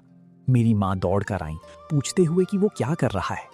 उन्होंने उसे रोकने की कोशिश की, लेकिन उसने उन पर हमला किया और मेरी आंखों के सामने उन्हें मार दिया। मैं वहां जमा हुआ खड़ा रहा, हिलने तक के काबिल नहीं। मुझे समझ भी नहीं आया कि उसने ऐसा क्यों किया, लेकिन मैं कसम खाता हूं, जब मैं उसे दोबारा देखूंगा, मैं उसे कोई रहम नहीं दिखाऊंगा। मैं उनका बदला लूंगा, चाहे इसके लिए कुछ भी करना पड़े। राजा और रानी अपने पोते ने जो कुछ भी सहा था, उससे बुरी तरह टूट गए थे। उन्होंने उससे पूछा, क्या तुम अभी भी बदले के इस रास्ते पर चलने का इरादा रखते हो? क्या तुमने इसे जाने देने के बारे में सोचा है? रियो ने पक्के इरादे के साथ जवाब दिया, मुझे पता है कि बदले का रास्ता अंधेरा है, दर्द और रुकावटों से भरा है, लेकिन मेरे सामने सिर्फ यही एक रास्ता है। बहुत खूब, लेकिन तुम्हारी ताकत को सही मायने में नापने के लिए मैं चाहता हूं कि तुम हयाते से आमने सामने की लड़ाई करो। तुम्हारे पिता को छोड़कर उसे कभी किसी ने नहीं हराया है। अब मैं देखना चाहता हूं कि क्या तुम्हारे अंदर सच में वो बात है जो बदला लेने के लिए चाहिए। रियो ने जवाब दिया, मैं मंजूर करता हूं। उन्होंने ट्रेनिंग के मैदान की तरफ अपना रास्ता बनाया। हयाते ने अपनी आस्तीनें चढ़ाईं और खूंखार तरीके से रियो पर हमला किया, ये सोचते हुए कि वो बस एक कमजोर लड़का है। लेकिन उसे कोई अंदाजा नहीं था कि रियो उसे एक छोटे बच्चे की तरह दिखा देगा। मैच देखने वाला हर कोई दंग था। लेजेंडरी हयाते रियो की बराबरी करने में नाकाम कैसे हो सकता था? हयाते पीछे हटा, लड़ाई खत्म करने के लिए अपनी सबसे बड़ी तकनीक इस्तेमाल करने के लिए तैयार होते हुए। उसने सोचा कि यह काफी होगा, लेकिन रियो ने अपना सबसे ताकतवर वार किया, पानी के जादू की तकनीक, और जबरदस्त ताकत के साथ उसे नीचे गिरा दिया। राजा और रानी सुन्न थे। उन्होंने कहा, बहुत बढ़िया रियो, अब हम परेशान नहीं हैं।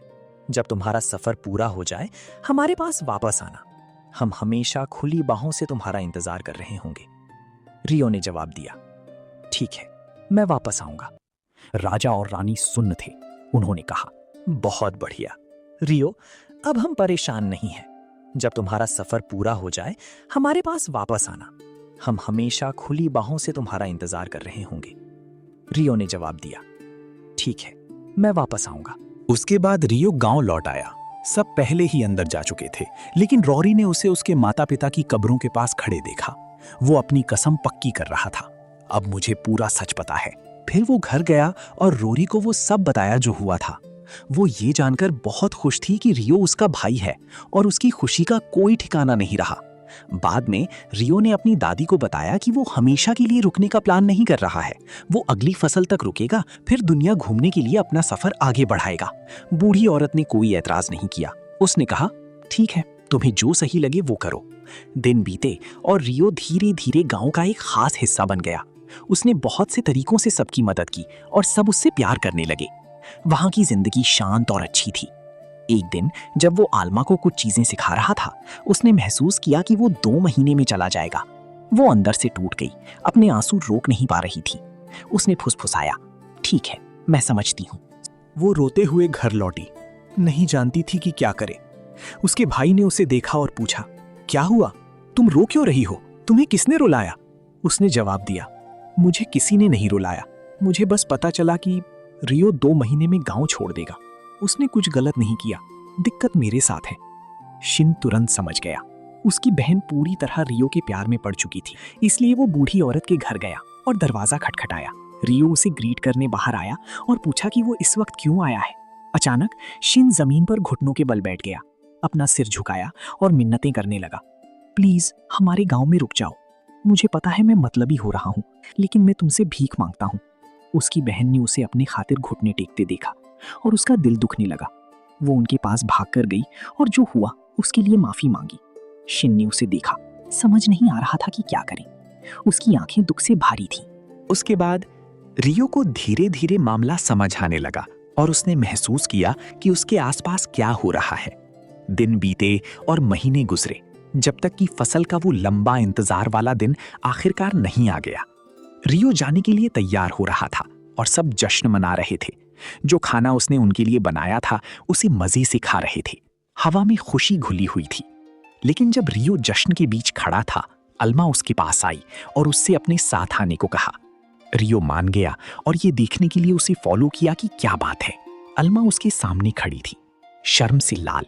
धीमी और घबराई हुई आवाज में बोलते हुए उसने अपनी दिल की बात उसे बताई और कहा, प्लीज मुझे अपने सफर में अपने साथ ले चलो। मैं तुमसे प्यार करती हूँ और मैं तुम्हारे बिना नहीं जी सकती। लेकिन रियो ने उसकी बात सुनने के बाद प्यार से माफी मांगी और कहा, आई एम सॉरी, लेकिन मैं तुम्हारे इस प्यार का जवाब वैसे नहीं दे सकता।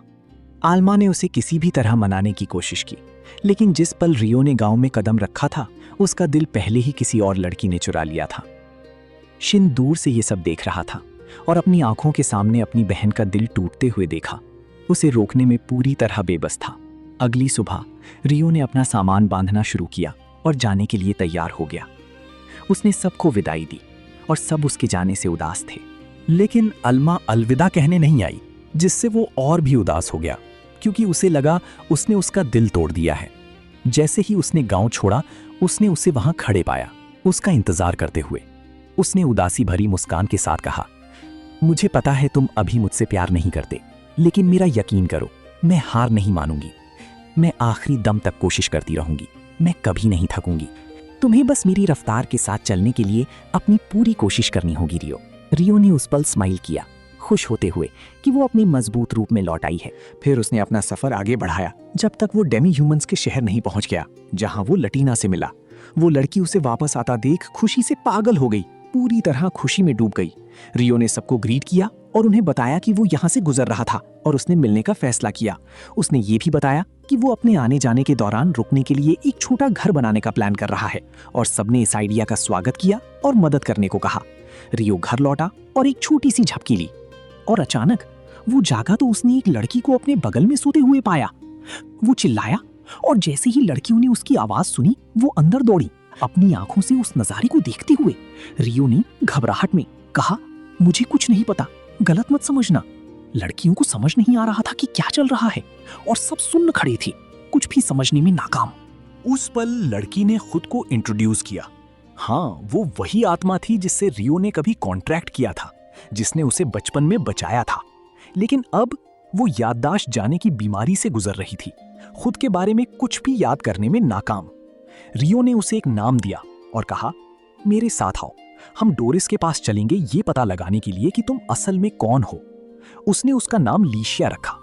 वो गांव के बुजुर्गों तक पहुंचे और सबने उसे पहचाना और चीजें आराम से चलने लगी। फिर डोरिस आई और उसकी एनर्जी को चेक करने और उससे बात करने लगी। उसने उससे कई सवाल पूछे, लेकिन लीशिया को जवाब नहीं पता थे और उसने किसी को जवाब नहीं दिया। डोरिस ने उससे उन जादुई ताकतों के बारे में पूछा जिन्हें वो इस्तेमाल कर सकती थी। लीशिया ने पूरे कॉन्फिडेंस के साथ जवाब दिया, वो सारी ताकतें। डोरिस सुन्न थी और बोली, वो सारी? क्या तुम मजाक कर रही हो? लेकिन लीशिया ने पक्का किया, हाँ, मैं उन सबको इस्तेमाल करती हूँ। डोरिस को जो उसने सुना उस पर यकीन नहीं हुआ और उसने रियो को उसे टेस्ट करने को कहा। वो बाहर गए और लड़ाई शुरू हुई। शुरुआत में रियो ने करीब से हमला किया और लीशिया ने बड़ी चालाकी से उसका मुकाबला किया, बहुत ध्यान से मूव करते हुए, जैसे उसे चोट पहुंचाने से डर रही हो। फिर उसने सारी जादू इस्तेमाल करने की कोशिश की। वो मजाक नहीं कर रही थी, वो सच में हर जादू को जबरदस्त ताकत के साथ इस्तेमाल कर सकती थी, यहां तक कि अचानक नजरों से गायब भी हो सकती थी। ये सच में कमाल था। डोरिस ने आखिरी पल में बीच बचाव किया और इससे पहले कि वो जंगल तबाह कर दें, लड़ाई रोक दी। फिर उसने आत्माओं और उनके बर्ताव के बारे में और समझाना शुरू किया। उसके बाद हर कोई कुछ समय के लिए वहीं रुका, एक दूसरे की काबिलियत के बारे में और सीखते हुए। दिन बीते और महीने गुजरे, जब तक कि रियो ने अपना रुकना वहां खत्म नहीं किया और अपना सफर आगे बढ़ाने का फैसला किया। गांव वालों ने उसे तोहफों का एक सेट दिया जिसमें एक हेयरपिन शामिल था जो उसे अपने बालों का रंग किसी भी रंग में बदलने देता था, और एक जादुई कंपास जो उसे तुरंत जंगल में वापस ले आएगा। उसने लाटीना और बाकी सबको अलविदा कहा, फिर अपना सफर शुरू किया। उसका प्लान उस राज्य से गुजरने का था जहां उसने बचपन में पढ़ाई की थी, सीलिया से मिलने के लिए, खासकर चूंकि उसने उसे पूरे 2 साल में एक भी चिट्ठी नहीं भेजी थी। उस वक्त सीलिया बगीचे में खड़ी थी, रियो की आखिरी चिट्ठी पकड़े हुए, बहुत उदास, उस खामोशी से दुखी जो उसने उसके लिए छोड़ी थी। चार्ल्स, वो दखल देने वाला आदमी, ने उसे देखा और अपनी रोज की बातों के साथ पास आने लगा। ये साफ था कि उसकी सगाई उससे हो चुकी थी, लेकिन वो उसे एक बहुत ही परेशान करने वाले तरीके से अप्रोच कर रहा था जिसे वो मुश्किल से ही बर्दाश्त कर पा रही थी। इस बीच रियो लीशिया के साथ भेस बदलकर शहर में पहुंच चुका था ताकि कोई उन्हें पहचान ना सके। वो चुपचाप महल के अंदर सीलिया के कमरे की तरफ घुसे और कामयाबी से वहां पहुंच गए। उन्होंने उसकी डेस्क खोली, लेकिन वो पूरी तरह खाली थी, अंदर कुछ नहीं था। रियो हैरान रह गया और उसने लीशिया को पास के एक नौकर पर अपना जादू इस्तेमाल करके पूछताछ करने को कहा। उसने पूछा, सीलिया कहाँ है, वो यहाँ क्यों नहीं है? उस आदमी ने उसे बताया कि सीलिया अब ड्यूक की हवेली में है। रियो सुन्न रह गया और पूछा, क्यों? आदमी ने जवाब दिया, ये नॉर्मल है, उसकी शादी जल्द ही होने वाली है, वो चार्ल्स आबर से शादी करने जा रही है। रियो अपनी जगह जम गया। जो उसने सुना उस पर यकीन करने में नाकाम। उसने तुरंत पूछा, क्या ये शादी उसकी पसंद है? आदमी ने जवाब दिया, नहीं, ये पूरी तरह एक सियासी शादी है। 3 साल पहले राज्य में एक जंग छिड़ गई थी और राजा और उसकी बेटी फ्लोरा भाग गए। उसके बाद आबर परिवार ने ताकत पर कब्जा कर लिया और सियासी रिश्तों को मजबूत करने के लिए सीलिया को चार्ल्स की दुल्हन बनने के लिए चुना गया। रियो खुद को रोक नहीं सका और उसने खुद जाकर सीलिया से मिलने और सच पता लगाने का फैसला किया। उसने लीसिया को उसे ढूंढने को कहा और पता चला कि वो ड्यूक की हवेली में थी, हर तरफ से भारी सुरक्षा में। क्या तुम्हें लगता है कि रियो पीछे हटेगा? बिल्कुल नहीं मेरे दोस्त। वो किसी के भी देखे बिना अंधेरे से घुसा और आखिरकार सीलिया तक पहुंच गया, जो गहरे दुख में थी, रियो की चिट्ठियों को जलाने की सोच रही थी। और उसी पल हीरो सामने आया। उसने दरवाजा खोला और उसके बाल अपने असली रंग में लौट आए। सीलिया ने उसे तुरंत पहचान लिया, अपनी आंखों पर यकीन नहीं कर पाई और खुद को उसकी बाहों में गिरा दिया, खुशी से भरते हुए। उन्होंने कुछ देर बात की, फिर वो कुछ चाय बनाने के लिए दौड़ी। रियो ने उससे पूछा, मैंने सुना है तुम्हारी कल शादी हो रही है। मैं तुम्हें परेशान नहीं करना चाहता या जिस आदमी से तुम शादी करने वाली हो उसे नीचा नहीं दिखाना चाहता, लेकिन चार्ल्स तुम्हें रिजर्व नहीं करता, है ना? तुम ये जानती हो, है ना सीलिया? उसने अपने आंसू मुश्किल से रोकते हुए जवाब दिया, हाँ, मैं कल उससे शादी कर रही हूँ। मुझे पता है उसकी तुम्हारी यादें अच्छी नहीं हैं, लेकिन मैं अब बड़ी हो गई हूँ और शादी की उम्र तक पहुँच गई हूँ और मुझे शादी करनी ही होगी। रियो ने पूछा, क्या तुम इस बारे में पक्का हो? क्या तुम सच में उस आदमी के साथ रहना चाहती हो?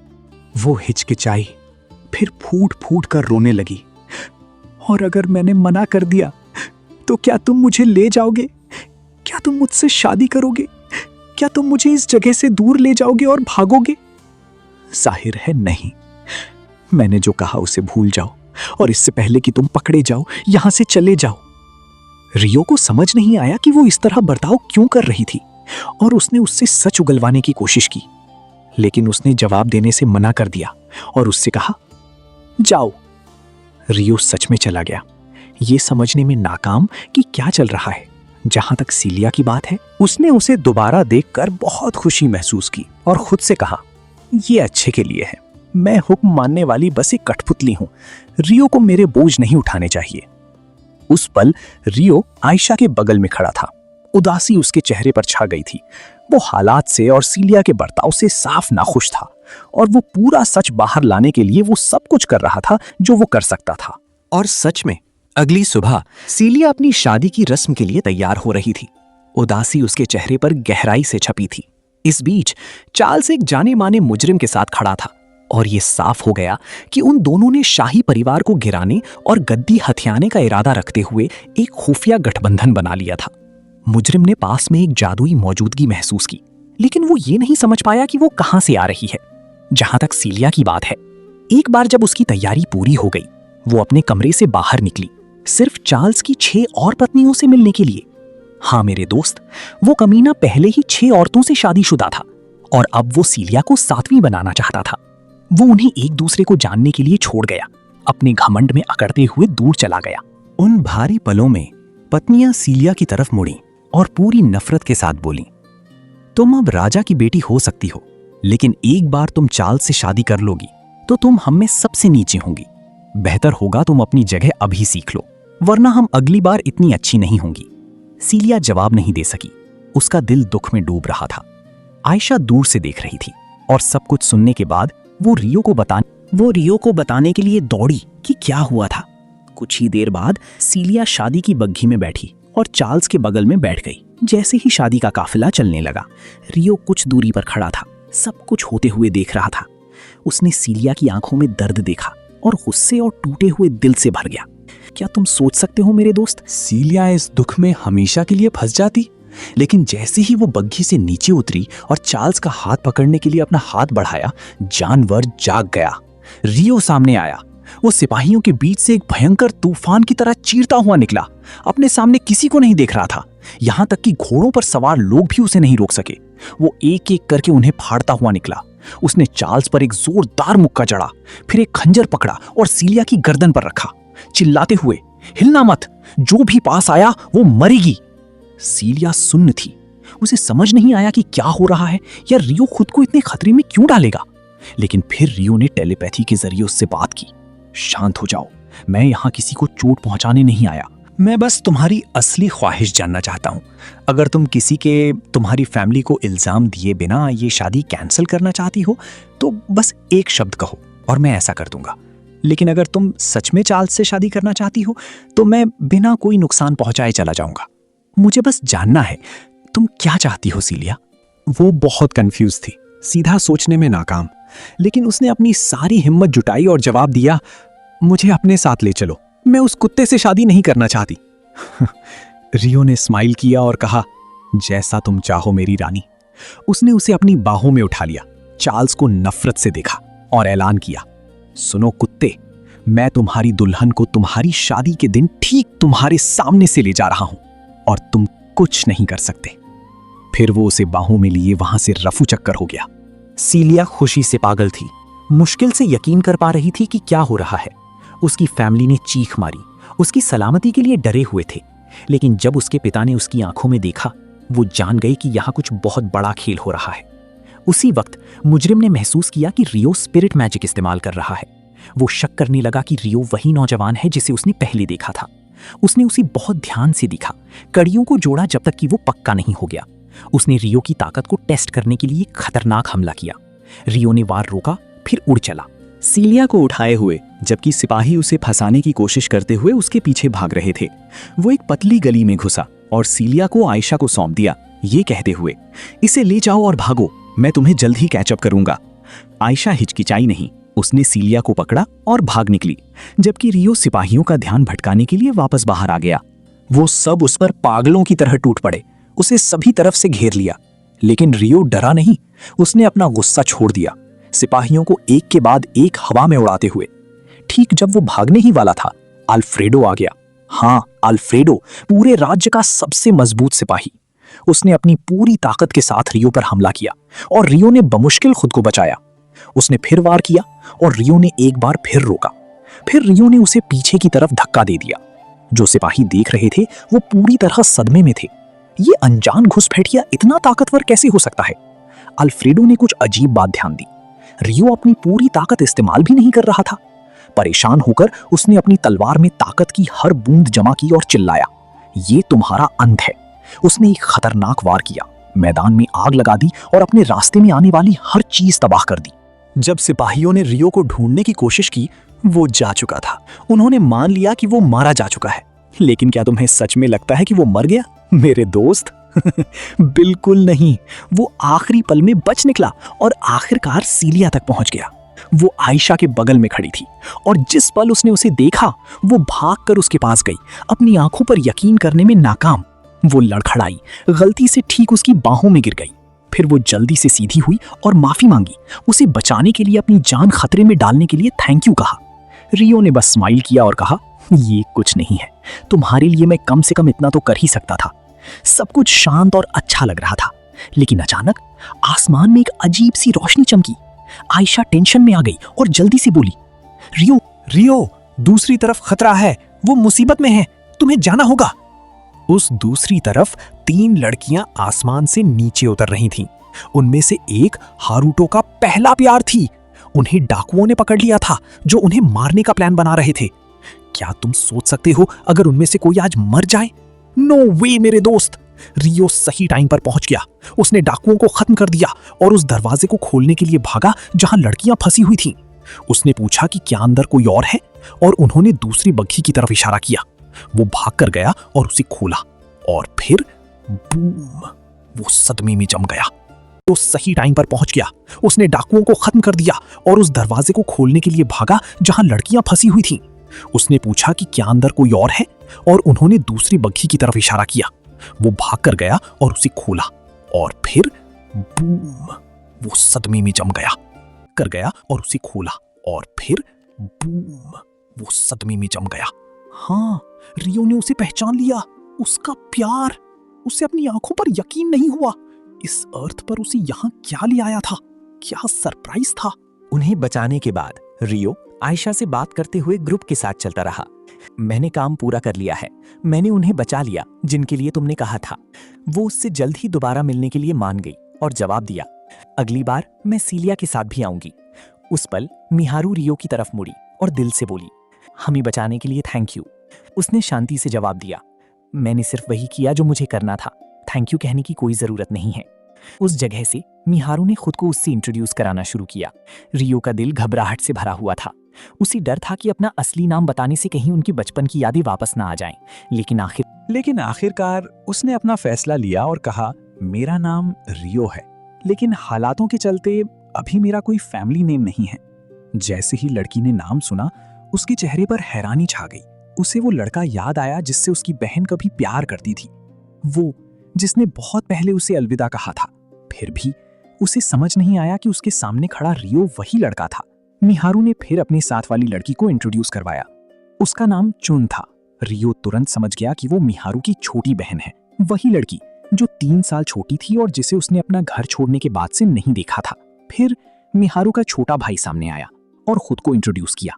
रियो ये जानकर कंफ्यूज था कि लड़के का फैमिली नेम सेम नहीं था, और चुपचाप मान लिया कि मिहारू की मां ने उसके पिता के बाद किसी और से शादी कर ली थी। उस पॉइंट पर मिहारू ने रियो से पूछा कि इस दुनिया में लोग जापान की जबान से अलग जबान क्यों बोलते हैं। रियो ने समझाया कि ये एक मुश्किल मामला है और बाद में उसे और बताने का वादा किया। जैसे ही वो साथ चलते रहे, रियो अचानक एक जगह पर रुका। उसने अपनी ताकत जमा की और अचानक उनकी आंखों के सामने एक बहुत बड़ा पत्थर का घर सामने आया, जो मानो एक विशाल चट्टान से तराशा गया हो। हर कोई दंग खड़ा था। जो अभी हुआ उसे समझने में नाकाम।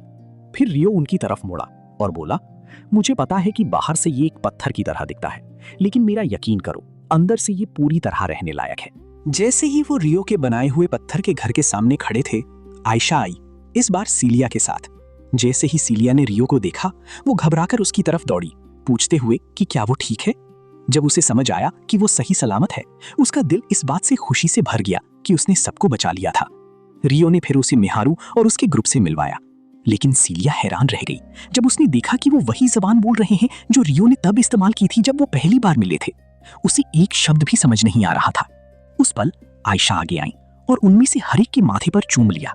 बातचीत मुमकिन करने के लिए उन्हें अपनी जादू का एक हिस्सा दे दिया।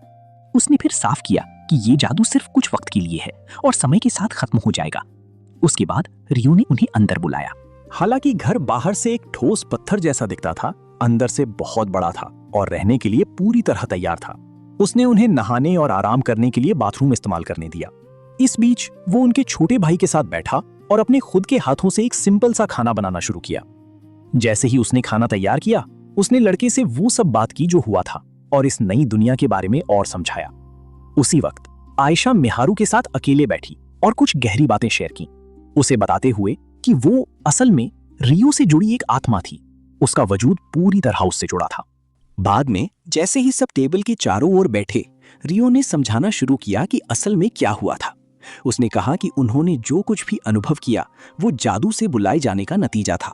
उसने साफ किया कि इस तरह का जादू बहुत कम होता है और सिर्फ कुछ ही लोग कर सकते हैं। जो भी इसे करता है उसे लोगों को एक दुनिया से दूसरी दुनिया में भेजने के लिए अपनी लगभग सारी जादुई ताकत इस्तेमाल करनी पड़ती है। इसका मतलब है कि जिसने भी उन्हें बुलाया है उसके पास अजीब सी ताकत और इंसानी हदों से परे एक जादुई लेवल होना चाहिए, जब तक कि वो शुरू से इंसान ना हो। मिहारू ने उसकी तरफ देखा। उसका चेहरा चिंता से भरा था और पूछा कि क्या उनकी दुनिया में वापस लौटने का कोई रास्ता है। रियो ने सच सच जवाब दिया कि वो अभी उसे पक्का जवाब नहीं दे सकता, लेकिन उनके लिए वापस लौटने का रास्ता ढूंढने के लिए अपनी ताकत में सब कुछ करने का वादा किया। फिर उसने अपने खुद के राज का एक हिस्सा बताया। वो भी जापान से आया था, लेकिन उनकी तरह वो अपने शरीर में यहां नहीं आया था। इसके बजाय वो इस दुनिया में एक पैदा हुए बच्चे के शरीर में जागा था और तब से उसने शुरुआत से एक नई जिंदगी जी है। इसलिए उसने समझाया उनके वापस लौटने के चांस उससे कहीं ज्यादा थे। उस पॉइंट पर सीलिया ने भी बातचीत में हिस्सा लिया।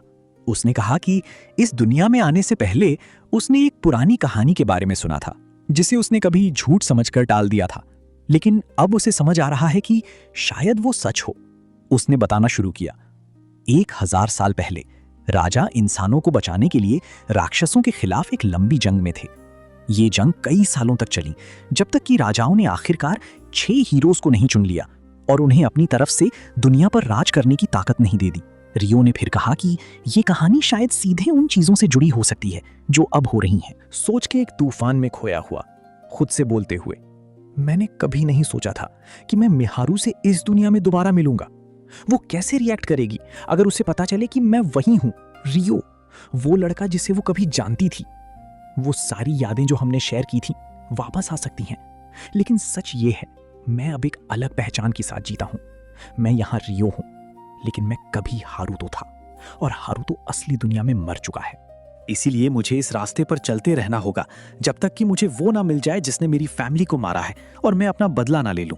इसी गहरी सोच में सीलिया अंदर आई और बोली, जब से मैं वापस आई हूं मुझे तुमसे बात करने का मौका नहीं मिला, लेकिन आज मेरे पास कुछ सवाल हैं। तुम इतने सारे राज लिए चलते हो, तुम आयशा से कैसे मिले? तुम इन लोगों की जबान कैसे बोल सकते हो? और ऐसा लगता है जैसे तुम मिहारू और उसके भाई बहनों को लंबे टाइम से जानते हो। रियो ने उसे सच सच जवाब दिया, मैं तुम्हें सब कुछ बताऊंगा। सच ये है, मैं इस दुनिया से नहीं हूं। मैं अपनी पुरानी दुनिया में मरने के बाद यहां आया। जब तुमने मुझे पहली बार देखा था, मेरे पास अभी भी उस जिंदगी की सारी यादें थीं जो मैंने कभी जी थी। उस वक्त मेरा नाम हारुतो था और मैं 20 साल का था जब ये हुआ। सीलिया सुन्न रह गई। तो ये बात है, उसने कहा, इसलिए मुझे शुरुआत से ही महसूस होता था कि तुम्हारे बारे में कुछ अलग है। तुम हमेशा अपनी उम्र से ज्यादा समझदार लगते थे, किसी ऐसे इंसान की तरह जिसने बहुत लंबी जिंदगी जी हो। इसी चीज ने तुम्हें किसी भी और से अलग महसूस कराया। रियो ने आगे कहा, इत्तेफाक से मिहारू और उसके भाई बहन जो यहाँ आए हैं वो भी मेरी दुनिया से हैं, और मिहारू खासकर, वो बस कोई भी नहीं है, वो मेरा प्यार थी, वो लड़की जिससे मैंने बड़े होने पर लौटने और उसे अपने साथ ले जाने का वादा किया था। ये सुनकर सीलिया आखिरकार उस बात पर खुल गई जो उसे सच में परेशान कर रही थी। उसने माना कि वो लगातार अपने पिता के बारे में परेशान थी और उसे ये भी नहीं पता था कि वो सलामत हैं या नहीं। रियो ने उसे हिम्मत देने की कोशिश की और राय दी कि वो उन पर नजर रखने के लिए उन्हें लिखे, लेकिन एक नकली नाम इस्तेमाल करके, ताकि वो पकड़ी ना जाए और फिर भी उसका मैसेज उन तक पहुंच जाए। उस रात हम चार्ल्स को राइस के साथ बैठा देखते हैं।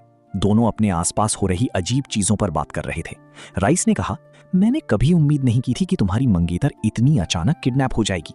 लेकिन चार्ल्स ने शांत दिखने की कोशिश करते हुए जवाब दिया, परेशान होने की कोई जरूरत नहीं है, हमने डाकुओं को खत्म कर दिया।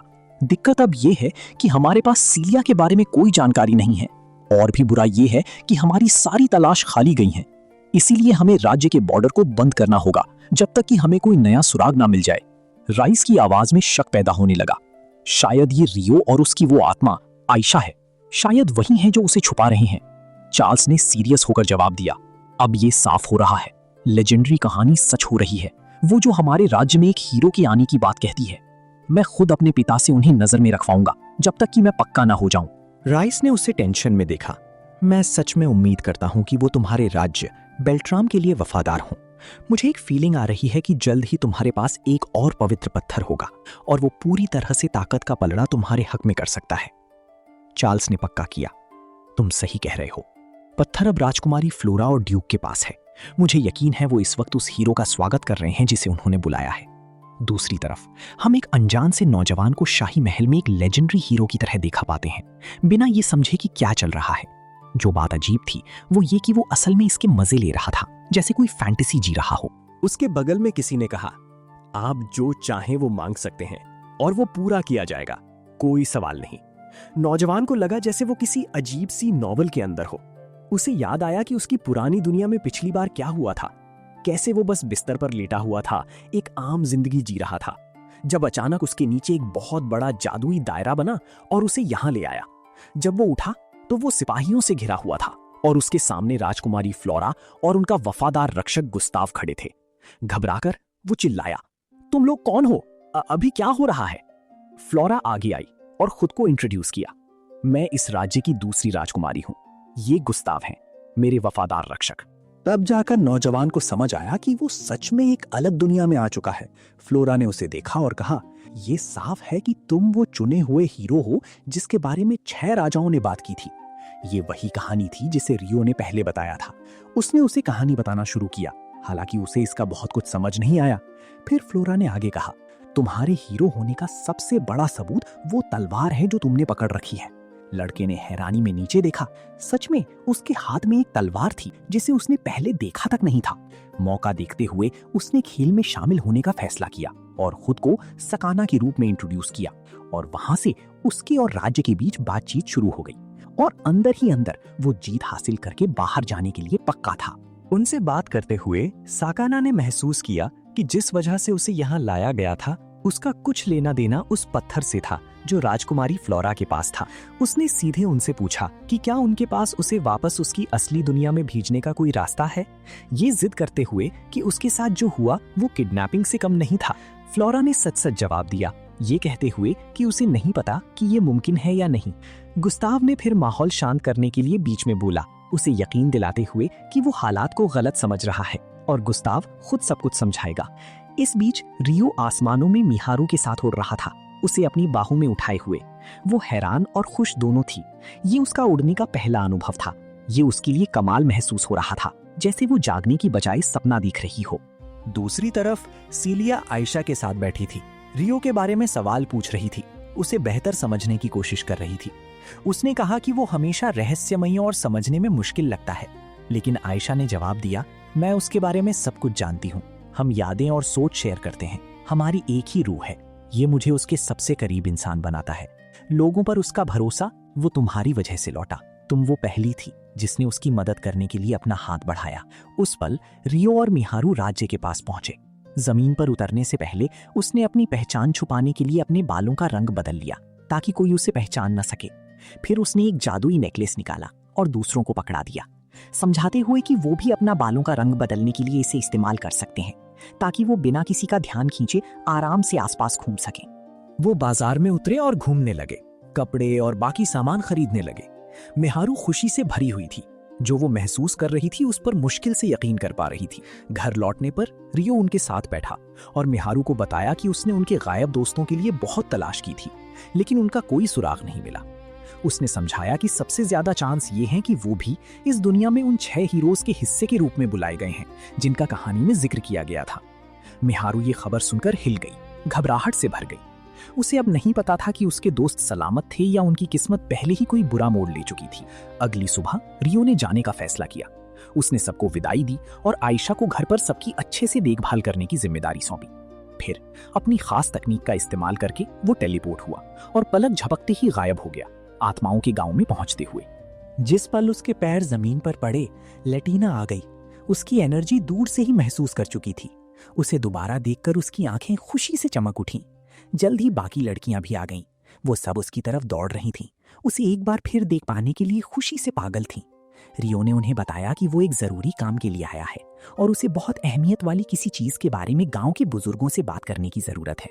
उसने लड़कियों से मदद मांगी ताकि वो एक मीटिंग तय कर सके। वो उसे बुजुर्गों की बैठक के पास ले गईं, जहां रियो उनके सामने बैठा और जो कुछ हुआ था वो सब बताने लगा। उसने कहा, 6 खंभे अचानक से जल उठे और ठीक उसी वक्त दूसरी दुनिया से 3 लोग आ गए। मुझे यकीन है कि वो पुरानी कहानी से जुड़े हैं, वो जो उन 6 हीरोज के बारे में है जिन्हें इस दुनिया को बचाने के लिए बताया गया है। बुजुर्गों में से एक ने हैरानी में पूछा, और तुम्हें क्यों यकीन है कि वो दूसरी दुनिया से हैं? रियो ने पूरे कॉन्फिडेंस से जवाब दिया, क्योंकि वो अभी मेरे घर में रह रहे हैं, मैं उन्हें बचा रहा हूं और वो अभी भी इस दुनिया के बारे में कुछ नहीं जानते। मैं इस बात को लेकर भी पक्का हूं कि बुलाने के दौरान 2 और लोग गलती से खिंच गए थे और रास्ते में कहीं खो गए हैं। एक और बुजुर्ग खड़ा हुआ, हैरान। तुम असल में उनसे बात करने में कामयाब हो गए? रियो ने सिर हिलाया। और तुम उनकी जबान कैसे समझे? रियो ने आराम से जवाब दिया, अपनी पिछली जिंदगी में मैं उनकी दुनिया में रहता था, इसलिए उनसे बात करना मेरे लिए आम बात थी। उसने फिर आगे कहा, फिर भी मैं अभी सब कुछ नहीं बताऊंगा, मैं डिटेल्स किसी और सही वक्त के लिए छोड़ दूंगा। मुझे आपसे जो चाहिए वो है एक वादा। उन 3 भाई बहनों और एक और इंसान को कुछ समय के लिए गांव में रुकने की इजाजत दें, जब तक कि मैं उन्हें उनकी दुनिया में वापस भेजने का रास्ता ना ढूंढ लूं। बुजुर्ग ने पूछा, हम उन 3 भाई बहनों वाली बात समझते हैं, लेकिन चौथा इंसान कौन है? रियो ने जवाब दिया, वो मेरी टीचर है। मैंने उसे एक सियासी शादी से बचाया है जो उसे तबाह कर देती। उसकी शादी के दिन मैंने उसे उस किस्मत से बचाया। वहां मौजूद लड़कियां उसे इज्जत से देखने लगीं। जो उन्होंने सुना उससे उनके दिल भर आए। बुजुर्ग ने सिर हिलाया और कहा, मैं उन्हें गांव में स्वागत करने के लिए राजी हूं, लेकिन एक शर्त पर। अगर वो कभी अपनी दुनिया में लौटें तो उन्हें आत्माओं के गांव के राज कभी नहीं बताने होंगे। रियो बिना हिचकिचाहट के मान गया और ये तय हुआ कि वो खुद उन्हें गांव लेकर आएगा।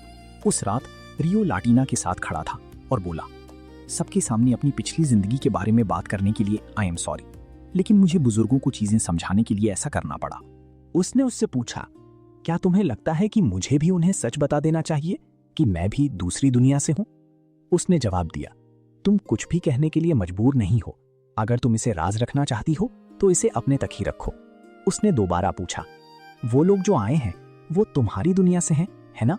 उसने जवाब दिया, हाँ, वो मेरी दुनिया से हैं। उसने आगे पूछा, क्या तुमने उन्हें बताया?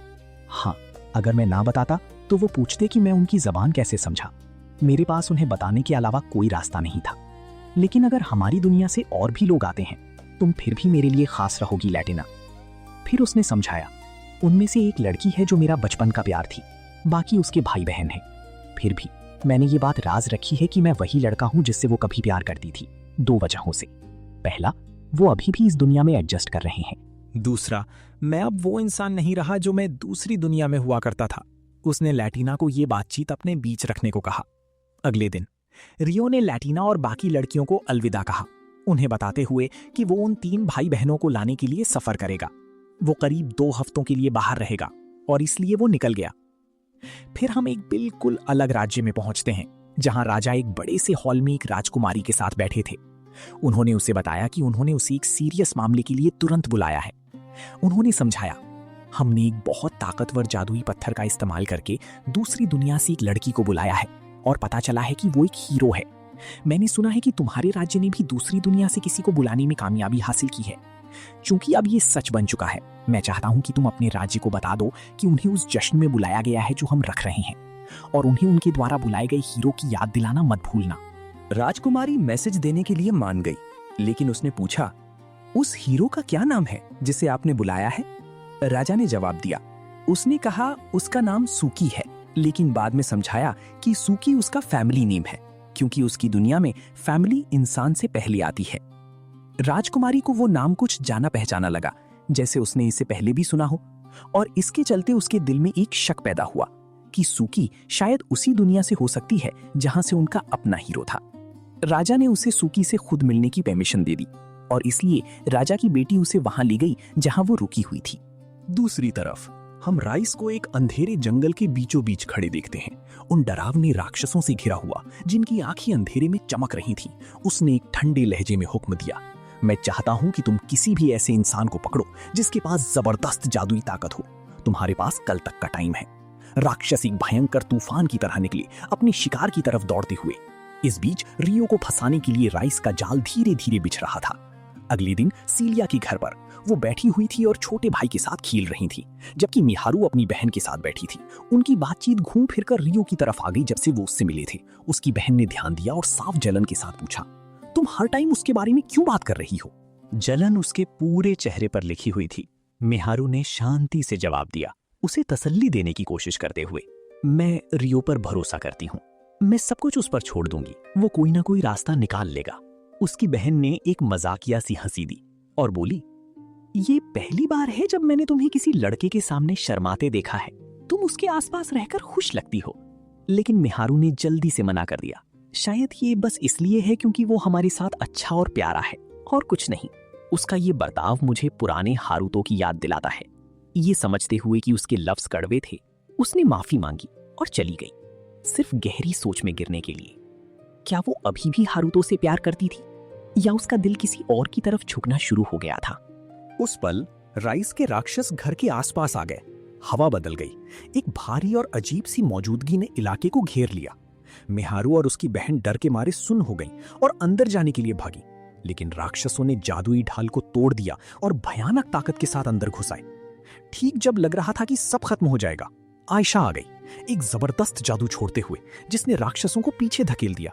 उसने कहा, वो ढाल की एनर्जी से खींचे चले आए थे, लेकिन डरो मत, मैं तुम्हें बचाऊंगी, भले ही इसके लिए मुझे अपनी जान देनी पड़े। इससे पहले कि वो अपनी बात पूरी कर पाती, एक विशाल जानवर ने मिहारू और उसकी बहन पर झपट्टा मारा। आखिरी पल में सीलिया ने बीच बचाव किया और उन दोनों को बचा लिया।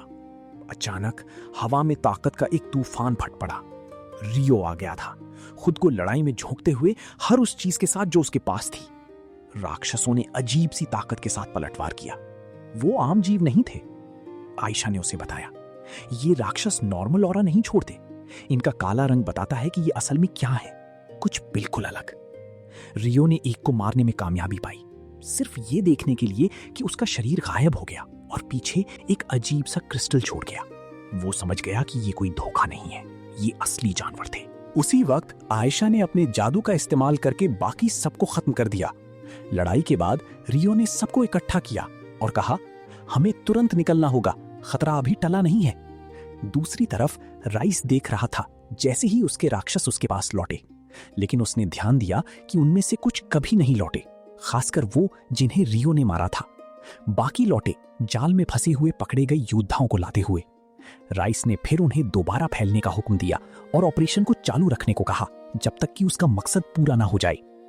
अगली सुबह रियो ने अपने ग्रुप को गांव में पहुंचा दिया। पलक झपकते ही सफर करने के अजीब एहसास से हर कोई दंग रह गया। उन्हें यकीन नहीं हो रहा था कि उन्होंने अपनी पुरानी जगह छोड़ दी थी और पलक झपकते ही कहीं और आ गए थे।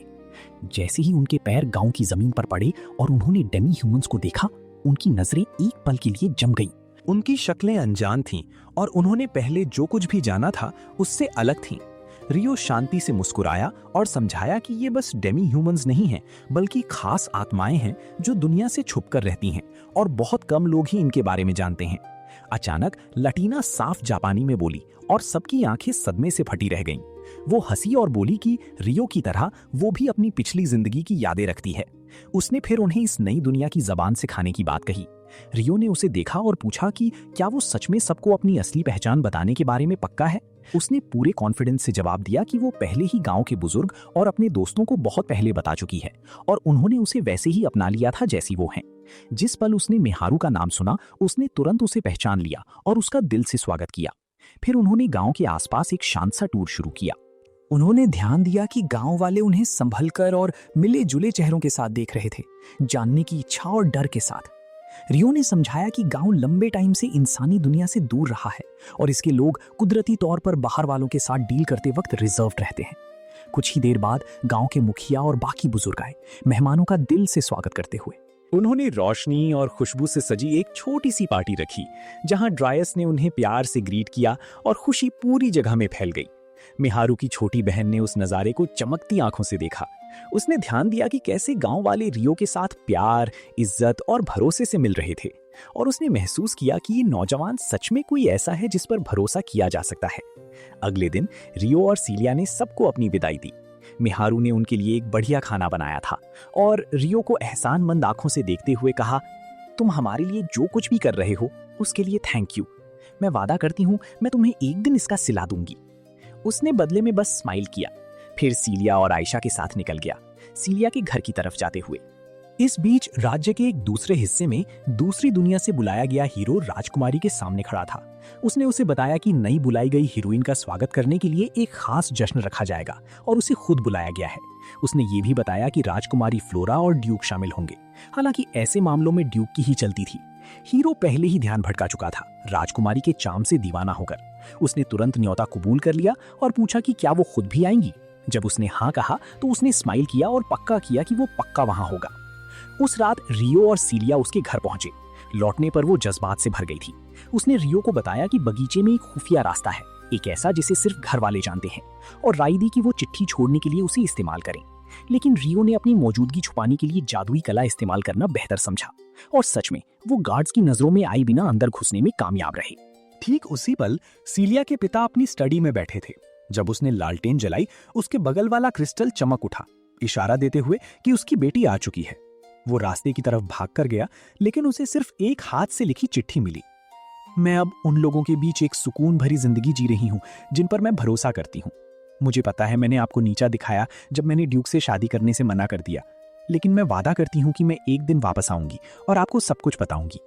उसने चिट्ठी पढ़ी और चैन की सांस ली, ये समझते हुए कि वो बस कुछ पल पहले ही गई है। इस बीच रियो और सीलिया पहले ही निकल चुके थे, आसमान को चीरते हुए उड़ रहे थे। वो उसकी तरफ मुड़ा और पूछा कि क्या वो पक्का है कि वो अपनी फैमिली को नहीं देखना चाहती।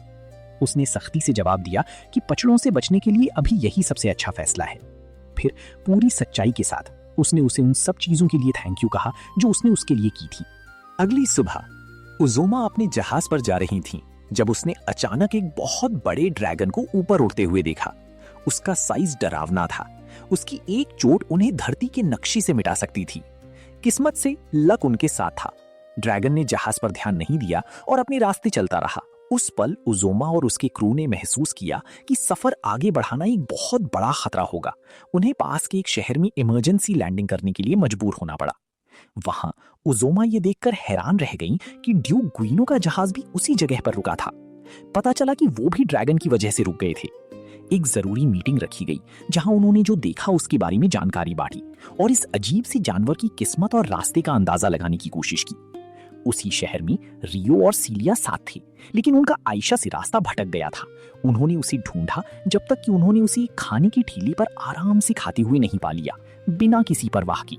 जैसे ही रियो अंदर आया, ठेले वाले ने उसे देखा और पूछा, क्या तुम उस लड़की के नौकर हो? रियो कुछ पल हिचकिचाया, फिर जवाब दिया, हाँ मैं उसका नौकर हूं। उसने जो खाया मैं उसके पैसे दे दूंगा। लेकिन उस आदमी ने उसे तसल्ली दी, आज पैसे देने की कोई जरूरत नहीं, पूरे शहर को अभी माफ किया गया है क्योंकि दूसरी दुनिया से बुलाए गए हीरोज यहाँ हैं और उन्हें गैलर्क नाम के शहर में एक बड़े जश्न में बुलाया गया है। ये सुनकर रियो ने घबराकर पूछा, क्या आप उनके नाम जानते हैं? ठेले वाले ने जवाब दिया कि उसे नहीं पता, लेकिन उसने सुना है कि उनका जहाज जश्न के लिए गैलर्क की तरफ जा रहा है। मीटिंग के दौरान समा ने कहा कि पास में इतनी ताकतवर ड्रैगन का होना डरावना और खतरनाक है, जो इंसानों के संभालने से बहुत परे है। उजोमा ने जवाब दिया कि सबसे बुरे हालात में अगर ड्रैगन शहर को डराता है तो वो लोगों को निकालने की राय देंगी। समा ने फिर उससे पूछा कि अब वो क्या करने का प्लान कर रही है। उसने कहा कि वो अपने देश लौट रही है। उसने अपनी असिस्टेंट को जिम्मेदारी सौंपी थी, लेकिन असल में वो असली शासक थी और उसके देश को उसकी जरूरत थी।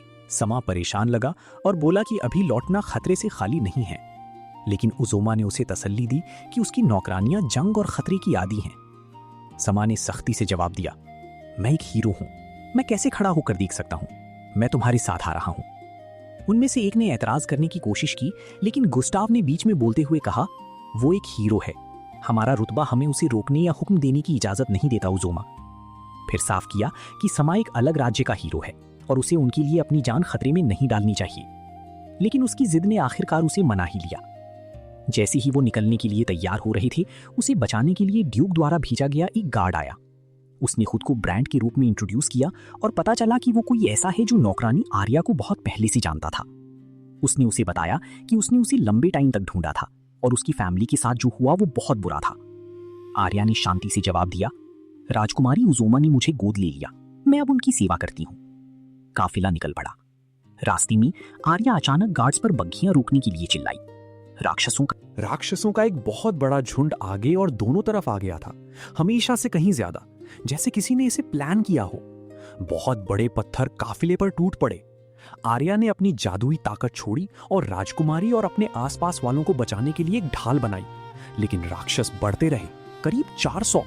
आर्या बहादुरी से आगे खड़ी रही और सिपाहियों को पीछे रहने और हर हाल में राजकुमारी को बचाने का हुक्म दिया। वो अकेले आगे बढ़ी और एक खतरनाक हमला किया जिसने सबको सदमे में डाल दिया। दूर से राइस उस नजारे को देख रहा था। वो इस सबके पीछे का मास्टरमाइंड था। उसने खुद से फुसफुसाया, मैंने उम्मीद नहीं की थी कि वो इतनी देर तक टिकेंगे। वो असिस्टेंट मेरी सोच से ज्यादा मजबूत है। वापस बग्घी में समा घबरा रहा था, अपना डर छुपाने की कोशिश कर रहा था। उसने शांत होने का नाटक किया और बोला, गार्ड्स ने अभी तक राक्षसों को खत्म क्यों नहीं किया? अगर ऐसा ही चलता रहा मैं बीच में आऊंगा। अचानक एक बहुत भारी चीज बग्घी पर गिरी, उसे जोर से हिलाते हुए। समा ने अपनी तलवार निकाली और चिल्लाया, मैं अब इसे और नहीं सह सकता, मैं लड़ रहा हूं। वो बग्घी से बाहर कूद गया, जिसके पीछे दोनों राजकुमारियां थीं। उज़ोमा ने फ्लोरा को बचाने के लिए एक जादुई ढाल बनाई। फिर भी सोमा ने अपनी ताकत निकालने में हिचकिचाहट दिखाई। वो जानता था कि इसे शुरू करने से राक्षस उसकी तरफ खिंचेंगे, और सच ये था कि उसके पास इतने सारे दुश्मनों का सामना करने का असली हुनर नहीं था। इसलिए उसने तीसरी राजकुमारी से फ्लोरा को संभालने और एक घायल सिपाही की मदद करने को कहा। उसने एक हीलिंग तकनीक इस्तेमाल की जिसने उनकी हिम्मत को वापस ला दिया। उसकी असिस्टेंट जल्द ही लौटी और बताया कि उसने बहुत से राक्षसों को खत्म कर दिया है। राजकुमारी पूरे कॉन्फिडेंस से मुस्कुराई और बोली, मैं तुम पर भरोसा कर रही हूं, बाकी को खत्म करो। उसकी असिस्टेंट हमला करती हुई आगे बढ़ी, ऐसी ताकत के साथ लड़ते हुए कि ब्रांड उसकी ताकत देखकर सन्न खड़ा रह गया। लेकिन असली सदमा तब लगा जब एक मिनोटॉर सामने आया। वो विशाल जानवर भारी कदमों के साथ सोमा के पास पहुंचा। सोमा डर में जमकर जमीन पर गिर पड़ा। जानवर ने नौकरानी की तरफ छलांग लगाई, जिसने बमुश्किल पहला वार बचाया। फिर भी उस हल्के से वार ने बग्घी को दूर फेंक दिया, फ्लोरा को लगभग मारते हुए, जब तक कि यूज़ोमा ने आखिरी सेकंड में उसे बचा नहीं लिया। बदले में रियो ने खुद को हारुतो के रूप में इंट्रोड्यूस किया। उस पल फ्लोरा की आंखें हैरानी में फटी रह गईं, जैसे वो शक कर रही हो कि वो वही रियो है जिसे वो पहले जानती थी। लेकिन वो पूरी तरह पक्का नहीं थी।